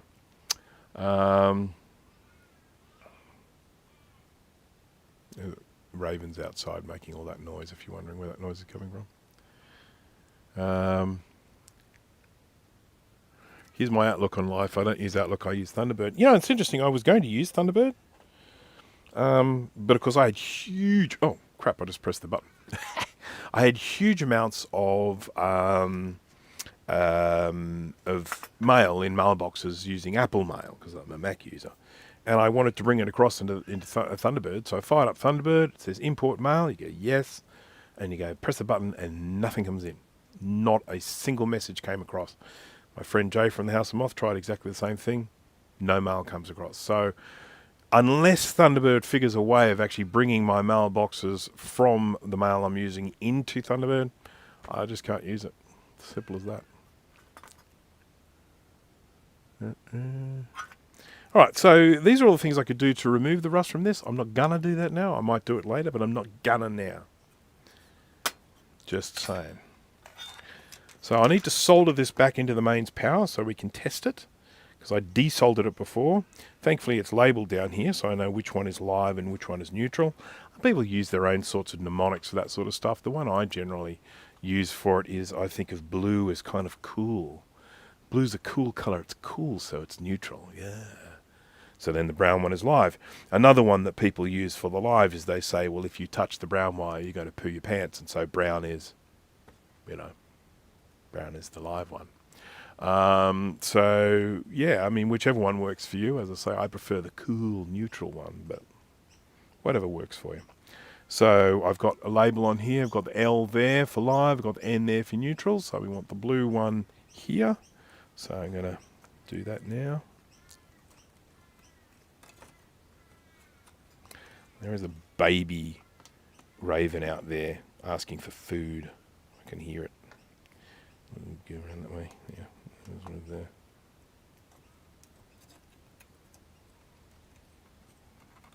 They make the funniest noises, ravens. Okay, now I need to solder this without it falling out, and that's going to be easier said than done. Put my other glasses on for this. Raven. The Australian ravens make some of the most unique bird noises you ever heard in your life. They do sound like a child, like a human child.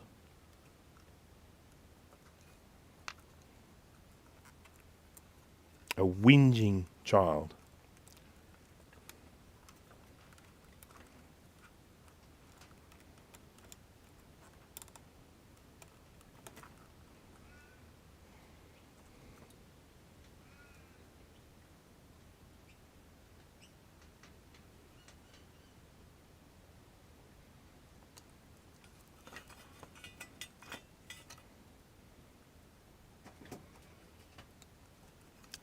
Oh, stop being a pain.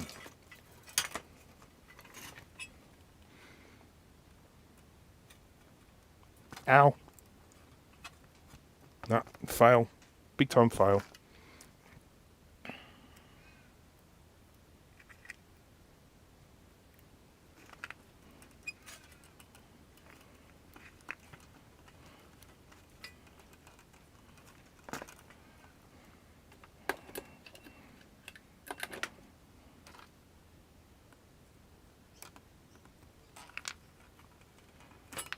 Oh, I just dropped something. I don't think it was important. I think it was just an old capacitor. So I don't think there's any problem. But I still dropped something.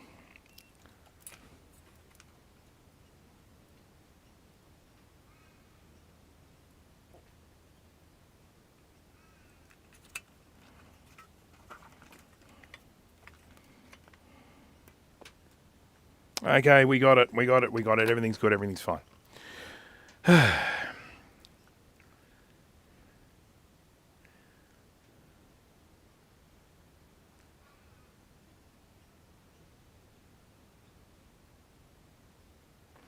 In the USA, white is neutral and black is the hot. Oh, really? That's weird. And what it used to be here is it used to be red for live and black for neutral. But making black live just seems odd to me. If I was looking at a white and a black, I would just immediately assume that the white was live. Strange.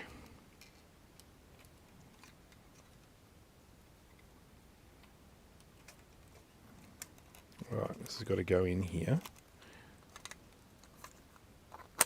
There we go. Nice. So I can do these two screws up here to hold the board in place, and then I can start putting the rest of it together. I'm pretty sure all of these screws for this power supply are the same, so you don't need to necessarily reserve ones for different locations.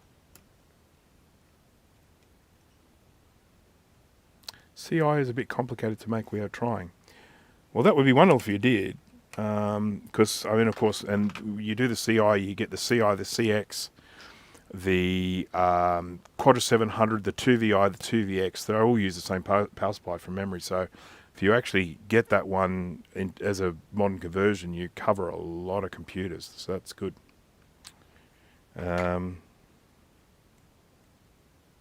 And would I be correct in saying 7100 as well? I think. So many of them will work many machine but have some differences. Okay. I have faith in you. I have faith in you, Will. Now, you're supposed to put some thermal compound here, because what happens is when you screw this together, this case actually ends up becoming basically like a heatsink. So I'm going to get some goop. I've got some goop in a tube in one of these bags down here somewhere. Let me find my bag of goop. Sorry, zippity zip. Is that my bag of goop? Yeah, it's my bag of goop. Now with this sort of thermal compound, I'm not going to be using like the Arctic Silver or anything like that. You don't need anything so flash for this. Just something really basic. I've just got this sort of crap here from, who's this, Chem Tools. It's disgusting, by the way. It's awful stuff. I hate using it. Just get it on your fingers and it's messy and it's gross. But I'm going to just get some onto this surface here. Oh God, always more than I need. Always. Always.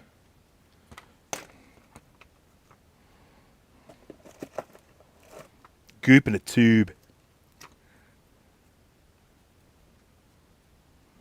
I mean, I really should have done this before I started putting this together. I know that. So don't feel the need to say in the chat, hey Bruce, you should have done that before you put it together.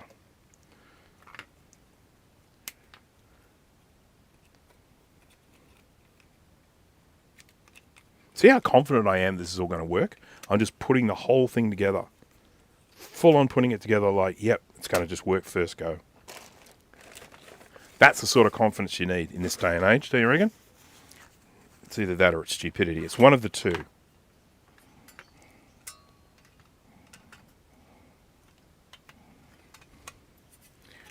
You know, one of the things I really have to resist around this time of year is I just want to eat yummy food, you know, because it's I don't know, because it's that time of year.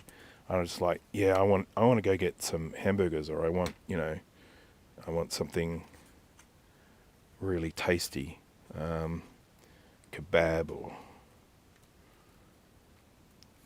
something like that. And of course oh crap, I'm such a dumbass. You can't put this you can't. I said before. I said, oh yeah, you can put this together without the case. It's like, you can't. You got to friggin' put these screws on afterwards. Because I'm an idiot.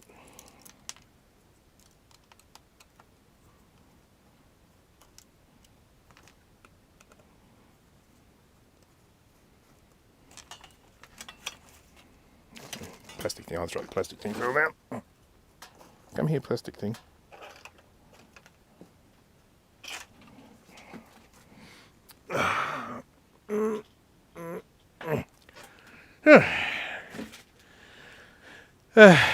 Yeah, I knew someone was going to do it. And now I'm covered in stuff. Look. It's disgusting.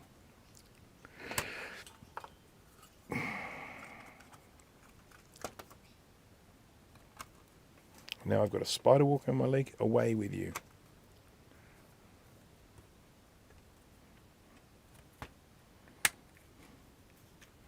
Okay. Now we can do it like it was. We'll imagine that a whole thing that just happened didn't happen. It's just me confidently putting this together like I'd been doing it for years, and first time right, and no mistakes being made. Oh, look, there it goes. Put it together, isn't that wonderful? Oh, will you go away?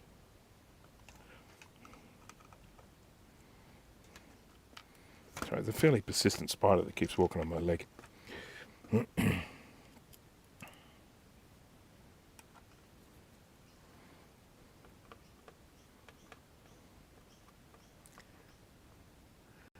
Just waiting for the loud pop and the power to go out. Yeah. Now, I could be wrong. Someone might be able to, you know, correct me on this or whatever. But I'm pretty sure, though not certain, when you power these up, you don't necessarily get a reading of the voltage on them because they need a drain on them.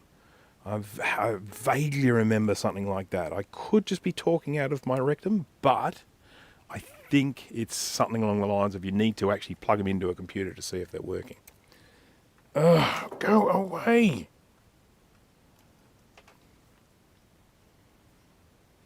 I don't want to squash it, but I am getting a little bit tired of having this bloody spider walking on my leg. Come on. Away. I don't care where you go. Just away from me.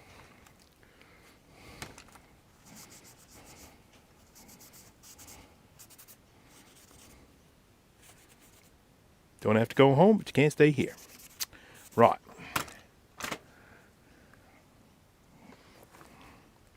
We've done it. Ta-da! Look at that. How does anyone feel like a ta-da?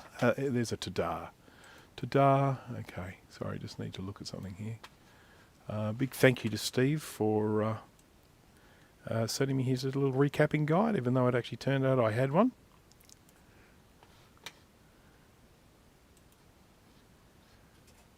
But I always appreciate that.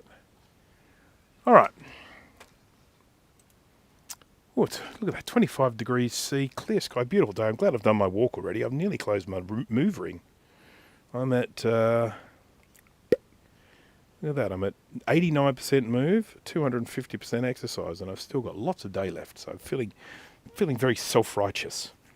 Right, so should we give it some power, and we'll just see if it does go pop and whether the stream just suddenly stops? So if the stream suddenly stops, don't worry, I can start it up again. But yeah, we'll just see what happens. Okay, power going in. 200 and I think about 30 volts around here these days. We used to be 240, but they took 10 away from us because they are, you know them, they just feel like they have to. Okay, you ready? And it worked. All right, so let's just check some voltages on here. As I say, we'll just see whether I was telling a fib or not. And let's just go. Oh, I switched it off again because I'm a dumbass. Press the wrong button. Okay, voltage. Here's the voltage. So the little black wires here look suspiciously like negative, don't they?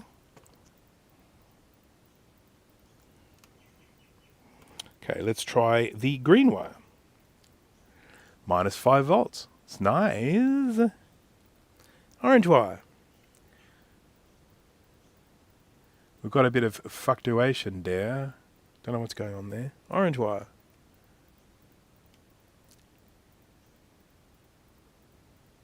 It's ticking. I can hear it ticking. Pulsing. And I suspect that is probably because there's nothing connected to it at the moment. So I think what I was saying is correct. You do need a load on these in order for them to work. And that's actually one of the things that often happens with these power supplies when people have them rigged up to a computer and they go and they switch it on and they hear that tick, tick, tick, tick. And they're going, oh, what's wrong? The power supply's going tick, tick, tick. And people start going, oh, the power supply's bad, blah, blah, blah, blah. But in actual fact, the problem is with the logic board, it's not taking in, it's not draining. And so bad happens.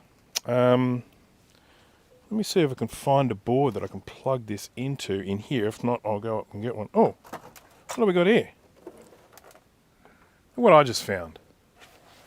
This is an LC3, and I'm pretty sure this doesn't work, but it should still give us an idea of if the power supply works. So I'm going to whip this power supply out. Are you ready? I'm going to say it. Excuse me while I whip this out. That's something I regularly say on my live streams. So anyone who's sick of it, I apologise.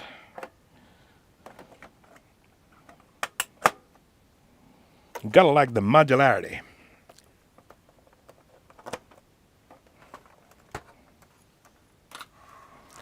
Right, I might have to zoom out a little bit here, a bit close up here. Zoom out. Oh, look at it, you can see the light flickery dickery. Alright, so let's plug this in and see what we get. Plugged in. Stay. Okay. Ready, steady, and bazumba.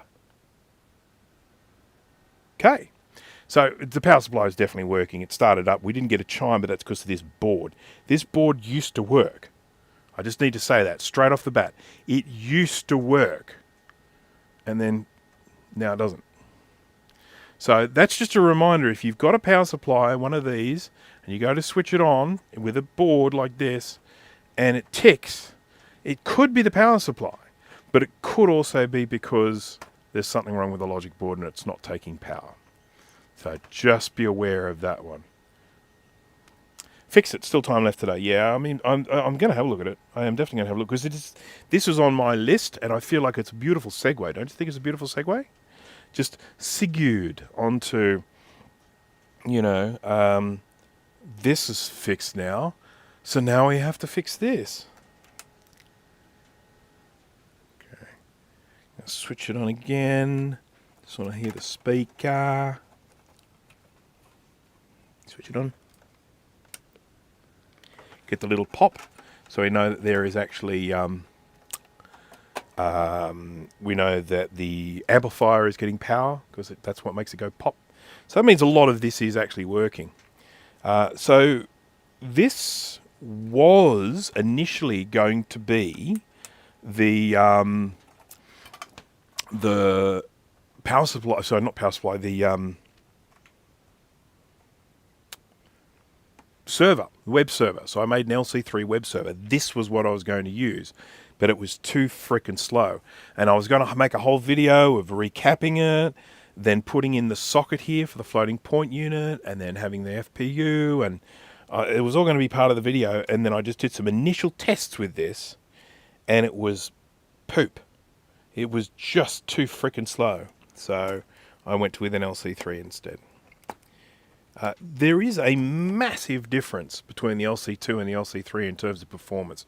Number one, because this is a 32-bit bus, no, 16-bit bus with a 32-bit CPU, whereas the LC3 is actually a 32-bit bus. Big difference. I think it uses faster RAM, and there was something else. There's something quite significant about, and the price. That's a really important thing. The LC3 came out for less than it cost to buy an LC2. Significantly less, a few hundred less. So, yeah. LC3, better than LC2. LC2 is still nice, don't get me wrong, I like them. But 10 megabyte RAM limit, I mean, serial? Are you serial? Right, I need my little screwdriver. I had it here before. Did I put it away, or did I just push it out of the way? I think I just pushed it out of the way. I've got this screwdriver I use for, here it is, for removing socketed chips. So what I'm going to do, one of the first things I'm going to do is just reseat the ROMs, okay? Okay? Because ROMs are the thing that make you go ding. So maybe there's something wrong with these. So I'm just going to whip these out. Put them back in again. Just the old reseater-rooney thing. Then I'm going to get it under the microscope and have a look and see if I've done something stupid like bend a pin or something like that, Because I was faffing around with this before. And, come on, I want to do it. Well, yeah, we've got this one out. We can at least look at this one.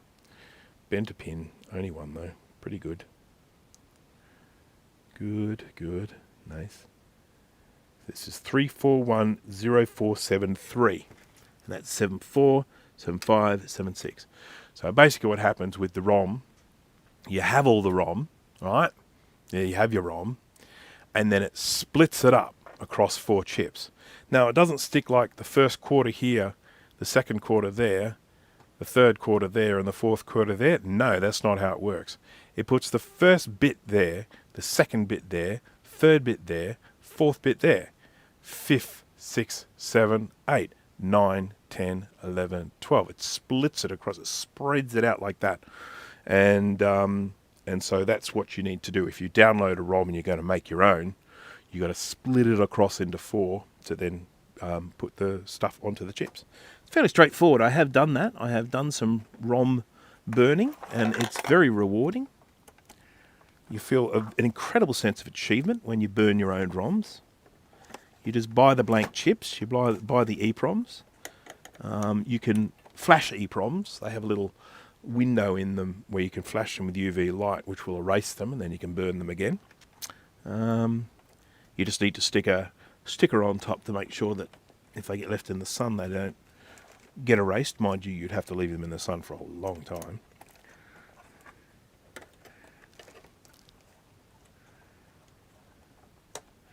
So tell us about your hacked ROM. What can I do with a hacked ROM for a 475? More importantly, will your hacked ROM for 475 work if I have put in a 601 PowerPC upgrade? Do I ever use Deoxit? Well, I'm not even sure Deoxit is available to buy here in Australia. It might be, but I've never seen it on the shelves. So it might be available here, but never seen it. So wouldn't even know where to get it.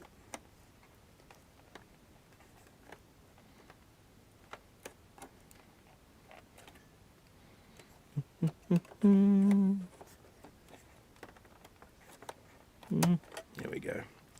Alright, so got ourselves a nice happy little ROM there. Take him out, put him in again. Sometimes that's all you have to do. I don't think it's going to be the case this time, but sometimes that's all you have to do.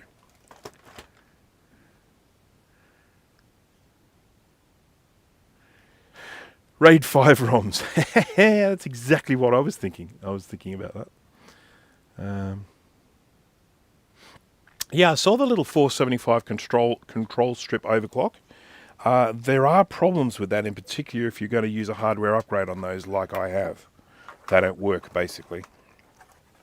So you have to overclock. You have to do the hardware overclock if you are using a 601 PowerPC 601 upgrade.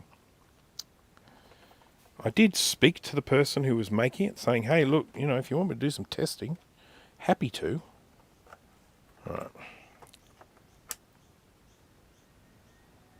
Still not chim. So it's time to take it out and have a close inspection of Rooney.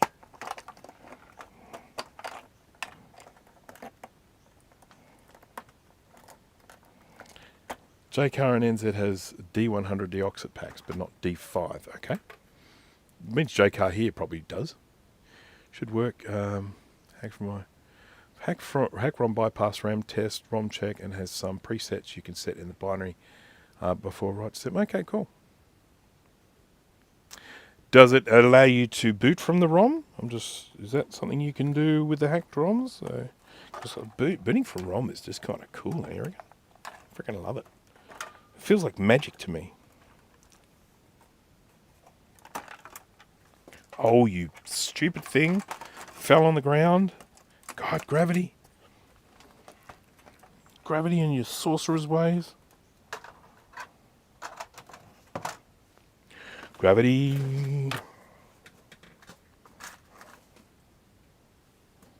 Yes, a little plug. Come here, plug.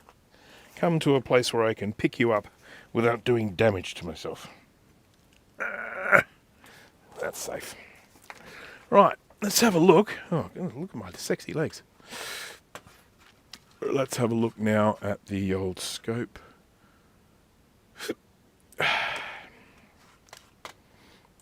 And see if I've done anything stupid with this. Because as I say, this worked. It 100% worked. It was working, I was using it, and then one day I just went switch it on, stopped working. So, you know, let's have a look and see if we can see anything. Oh, it's a bit dirty, isn't it? Oh my God, look at this. Wow, look at all that work I've done. I'm very skillful. Maybe this is the one that didn't work. I think this might be the one that didn't work and not the one that worked. I think the one that worked is a different one. I mean, it did work and then it stopped working, but I think it's actually a different board. Because look at what I've. No, maybe no. This no. This is the one that did work. I repaired it. I think I repaired it in a live stream, and then it just stopped because of some sort of time dilation.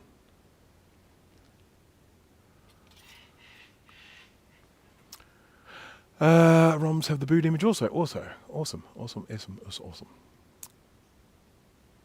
Thomas Armstrong, hello there. Where have you been? Look at how late it is. Goodness gracious. We'll forgive you. Oh, it's very nifty. Right, just going to go and have a look at these. Oh, that is a bent pin, but it's not actually touching.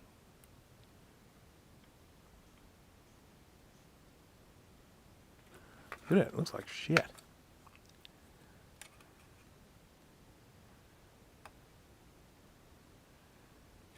Okay.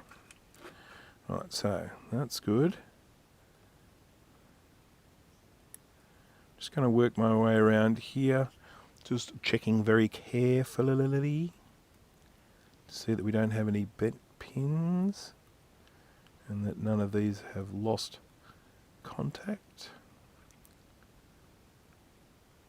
I mean, I probably should be gravitating towards the area where I did some repair, because that is probably the most likely cause of this thing not working anymore. But we will get to that.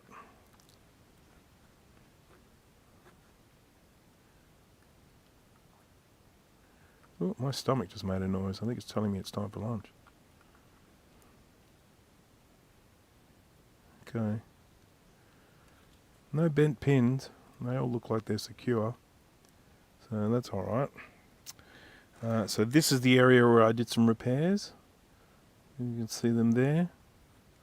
They look okay. I mean, you know, this needs a bath, definitely.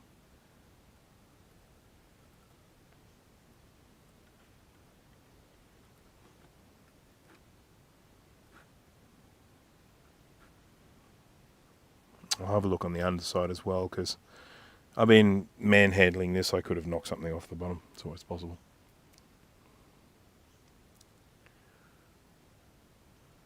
Good night, Good night, Nate. Have a good dinner. Getting some drop frames here. I'm all green lights here at the moment, so there's nothing here. It's saying drop frame 0, so I cannot.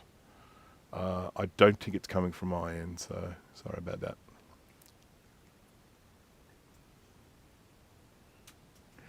Okay. Once again, just looking for some naughty little bent pins.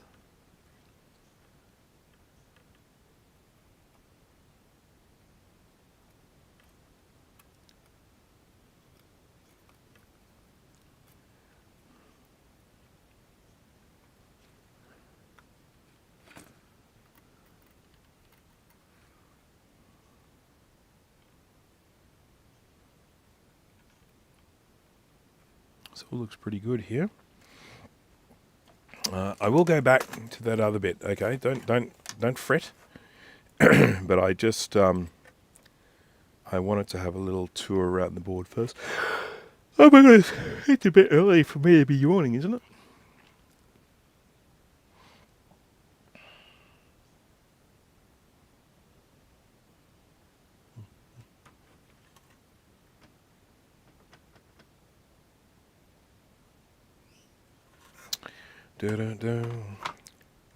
Okay, just going to have I'll start off with this, having just a quick skim on the bottom to see if there's anything missing.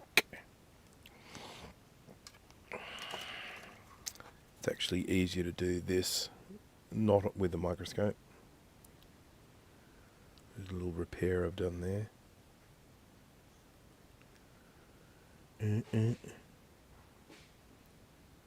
Oh, sounds like someone dropped something. Good one, dickhead.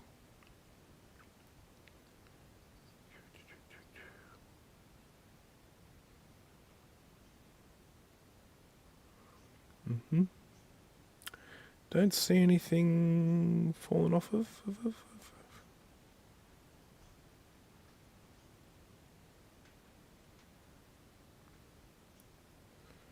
That's good. So it really does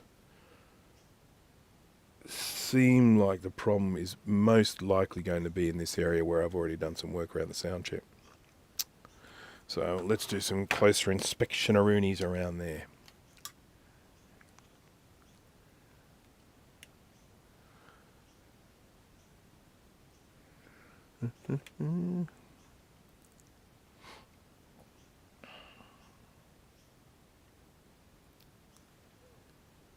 What version of LC is this? This is an LC2. So I should actually just point out a couple of things on the LC2 board. So this, once again, this is the follow-up to the LC. And they did make some improvements, but of course it was all about low costs, and it was all about making sure that these computers didn't compete with their higher end ones. So these were made significantly sort of depleted of power. So this one had a 68030 CPU running at 16 megahertz. Now, say, for example, the Macintosh 2SI was 20 megahertz, the 2CI was 25 megahertz, so definitely a lot slower. But the LC before it had a 68020 CPU, so it was definitely a step up in that regard. The other thing is it has a few of these things. So this here didn't originally have a socket. I've added that socket. The board had the ability to add an FPU if there was a socket, but they built the board without the socket there. Someone obviously decided, you know what, if people want FPU, if they want floating point processing, they need to pay more.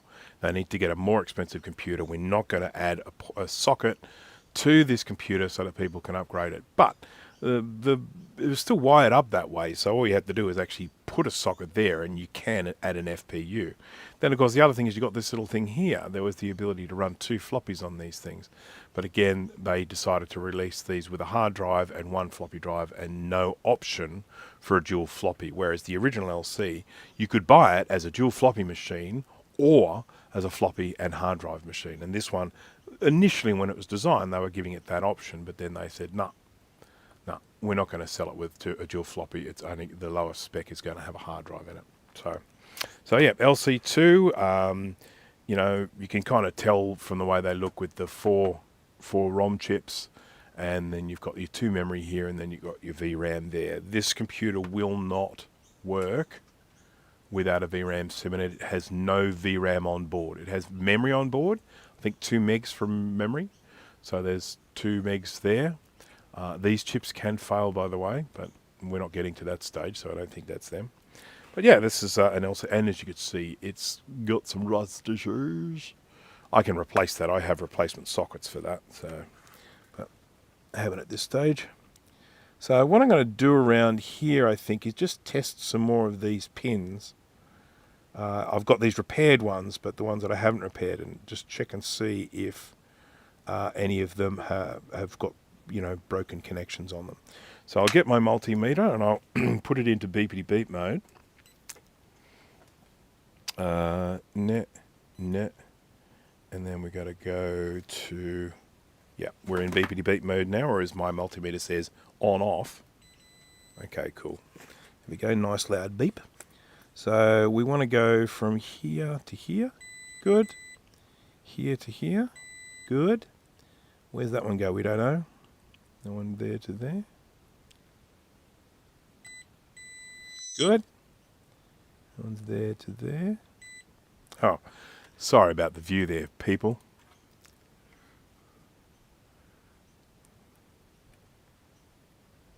Oh, that one. There.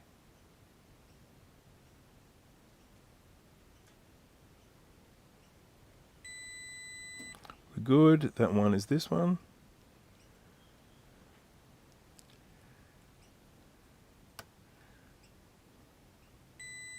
That's good. That one goes somewhere else. Let's check this one. That's good. That's good. That's good. That's good. That's good. That's good. This is the repair I did. That's good. That's good.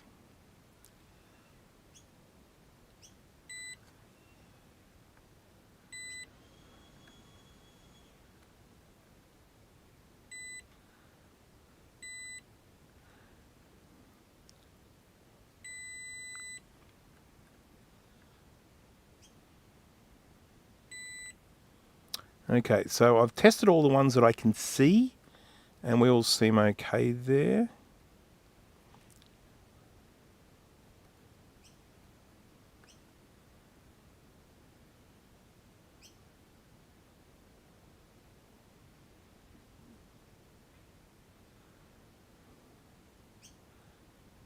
I don't like the look of that. I don't know if you can see it, but just above this, I mean, it might still be making contact. It's hard for me to tell, but I just don't like the look of that little join there.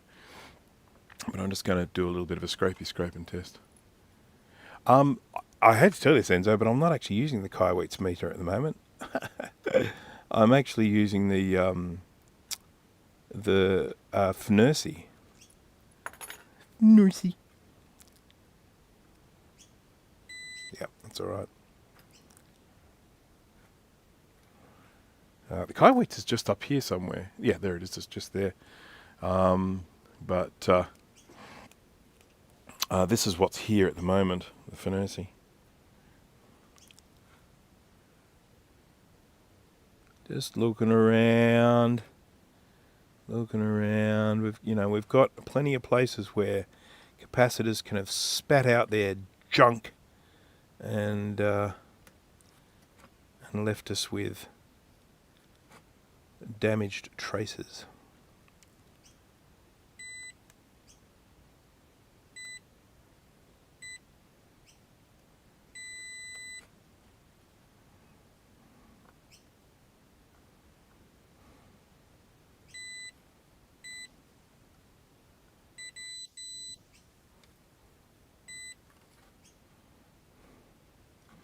I mean, we've had. I'm going to clean this section before I power it up again. But we've had plenty of damage just around there, so you never know. There could be more nearby. But I'm just checking, doing my due diligence.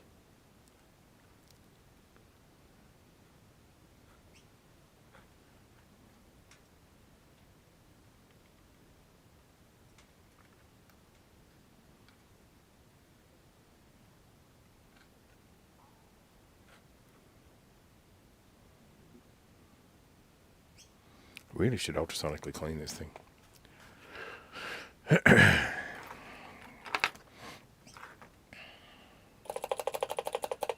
These days for me, the best multimeter is the one in arm's reach. If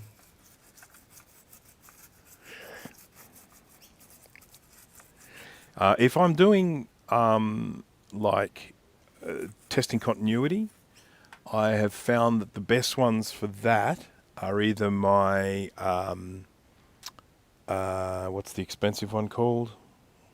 Fluke, or the other Kaiweets one, not the KM601, the other one that I reviewed. That one's got very, very quick continuity response. For what I'm doing here, I don't need fast continuity response, but there are other times where you really want the continuity to bip quick.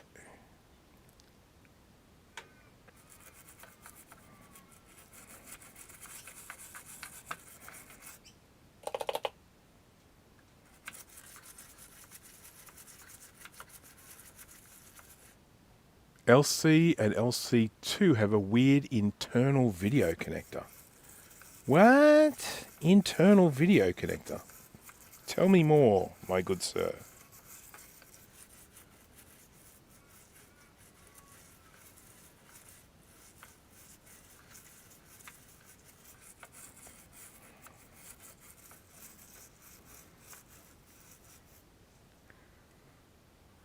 Are you referring to this thing? J5? That's the only thing I can think of that you might be referring to. I'd love to know more about it. There's schematics for this, so I guess we could probably figure it out.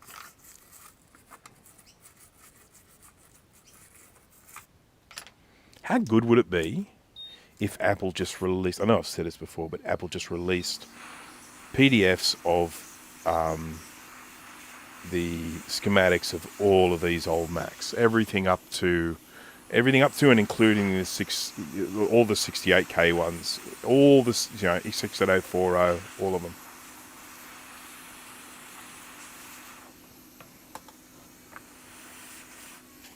All right, so I've given that a little bit of a clean. Might still test it out, and then after that, I'm probably going to head off. You know why? Because I'm freaking hungry. That's why.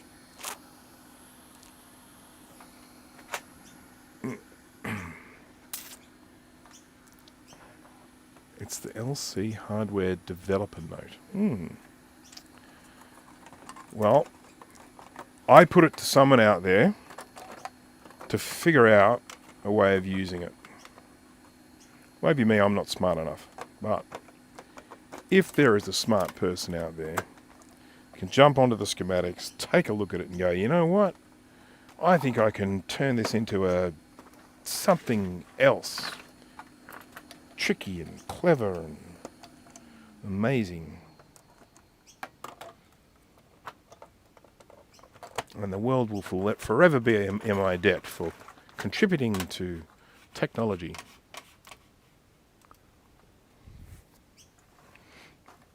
All right, I'm going to test it out. It's not going to do anything because I haven't done anything. If it works, this is another one of these wizard repairs. Have you ever heard of a wizard repair? It's where you just kind of wave your hand over it and it suddenly starts working.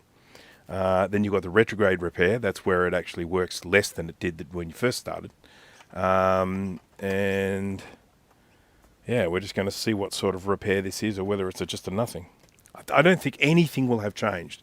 If it chimes, it'll be because it was dirty. But I am going to ultrasonically clean it anyway because it is dirty. Okay. Are you ready? I got 2 pops out of it that time. Before I didn't get 2 pops out of it. I just got a single pop. I don't know if that's just because it was off for longer. But I actually thought I was going to get a noise from it.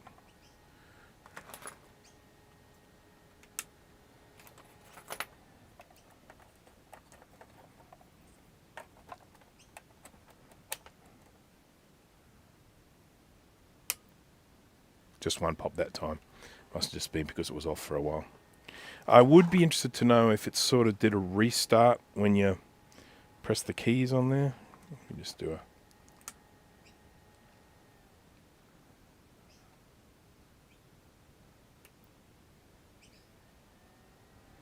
I was just pushing down the chip there. I'm going to do the same with this. I'm going to push this one down.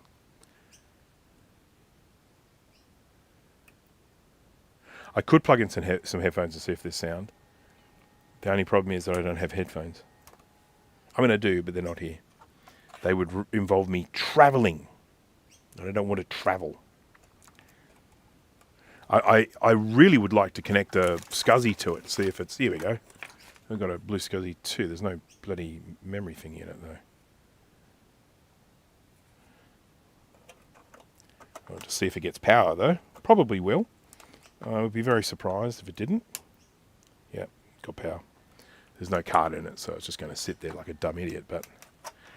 I might have one with a card in it. Floating around here somewhere. Remember these? SCSI 2 ST. That was all we had once. That was it.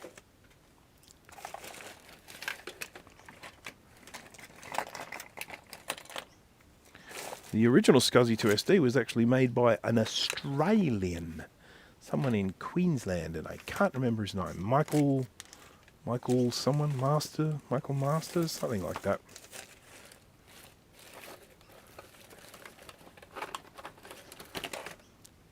That's not it. I did recently take one of my external SCSI adapters up to the house, and I suspect that's the one that I'm looking for. I'm not going to bore you anymore. Okay, so it's my...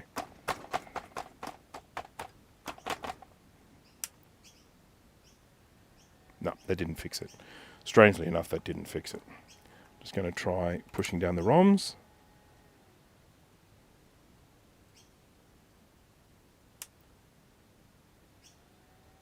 No, going to have to do some more work on it. First thing I am going to do is stick it in the ultrasonic cleaner because I did have gunk all over it, and I really think you have to make sure you're working with something clean before you do any testing. Just a reminder very quickly, this did work. Oh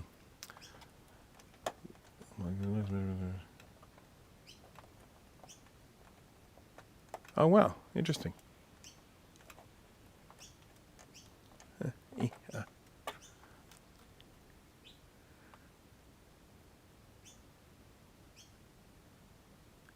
That's amazing. Video overlay card. Is that something to do with the Apple IIe functionality that these computers had? Could that be part of that? I don't know. So, yeah, ultrasonic cleaner. Got to fire him up, warm him up, drop him in there, give him a clean, make him feel good. Then we'll test it again. I'm not going to do it now. I'll do it later. Test it again, see how it goes. But yeah, just a little bit of background history with this one. I got this one from the Barn Find Max. It was in pretty bad state. Recapped it, repaired a few broken traces, and it worked. It worked beautifully. And then one day, just out of the blue, went to switch it on, dead. Nothing. Kaput. Nothing at all. And so at that sort of point, I'm like, oh, well, I'm going to have a look at it someday.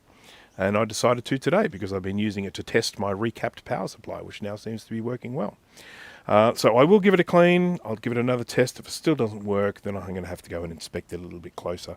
I would like to get it working. I don't need any more LC2s. I have heaps of them. But, you know, it's a computer. It should be working.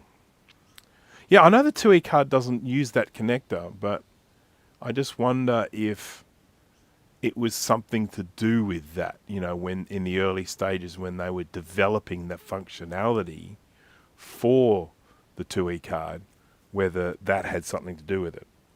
I'm just wondering. I don't know, because there was some weird stuff that went on with the video with the 2E, because it used some sort of weird res that related to that whole weird res that is 512 by 384. But anyhow, I am basically just throwing out guesses at the moment which have no foundation of proper information, and so you should treat them accordingly.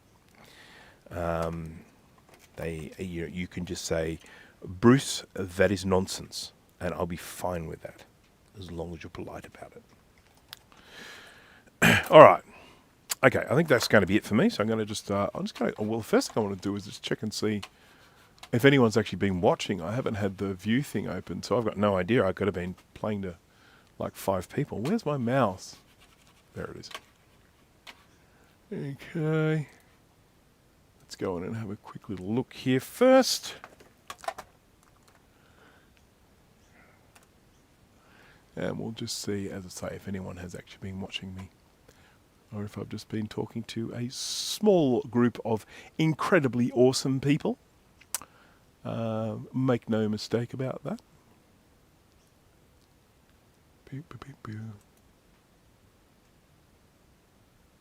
Should I renew my Apple Care for my Mac? There's a question for you. Should I do it? Oh, come on. Yo, Charb. Why are you going so slow? Oh my God, it's being such an idiot. Look at it. Why are you doing this? Why is it so difficult? Stupid YouTube. Now I can't even refresh the window. YouTube's broken.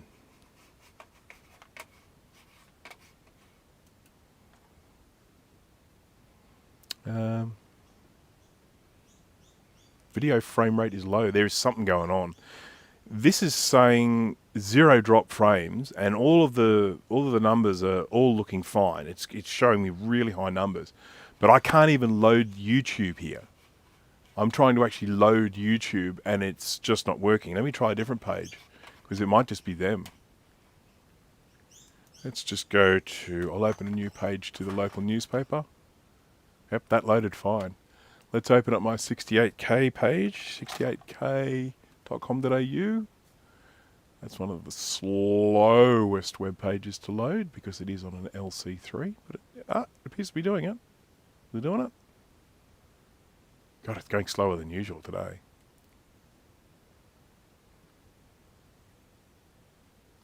Yep, it loaded. 1,997 visitors. So let's see. I think YouTube seems to have loaded now. Yep, okay, that's better. Whatever was giving it grief, I think it has resolved itself. Yeah, it's looking much better now. Something definitely wasn't right there. What kind of world do we live in where you can't rely on the internet? Huh? Huh?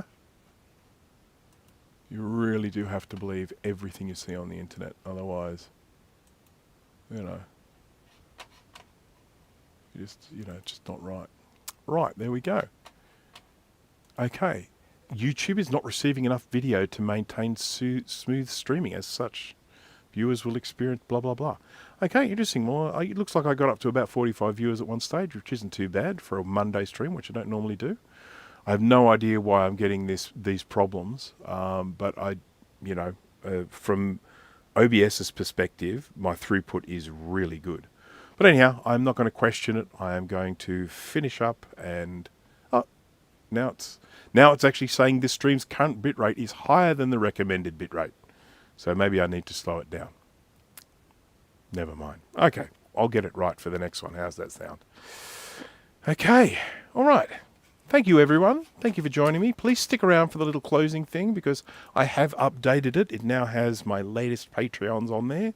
So if you are a recent Patreon, you'll be able to see your name on it. So a big thank you to everyone. I do thank you for joining. I do thank you for keeping me company. And we did get the LC power supply working. And we just now need to try and figure out why this LC2 logic board is not working. Thanks again. Have a good one. If I don't speak to you beforehand, everyone have a wonderful new year. I hope you see in the new year with lots of joy and laughter and funness, and everything. And don't get too drunk. So have a good one. Hope to see you at the next live stream, which will probably be next weekend. So thanks again. Can't find my cursor. There it is. Oh, I think I know why I'm having problems. It doesn't like working on this device. Okay, there we go. Ready, and thanks again, and bye-bye. Oh, hang on. There we go. That's better. Thanks again, and bye-bye.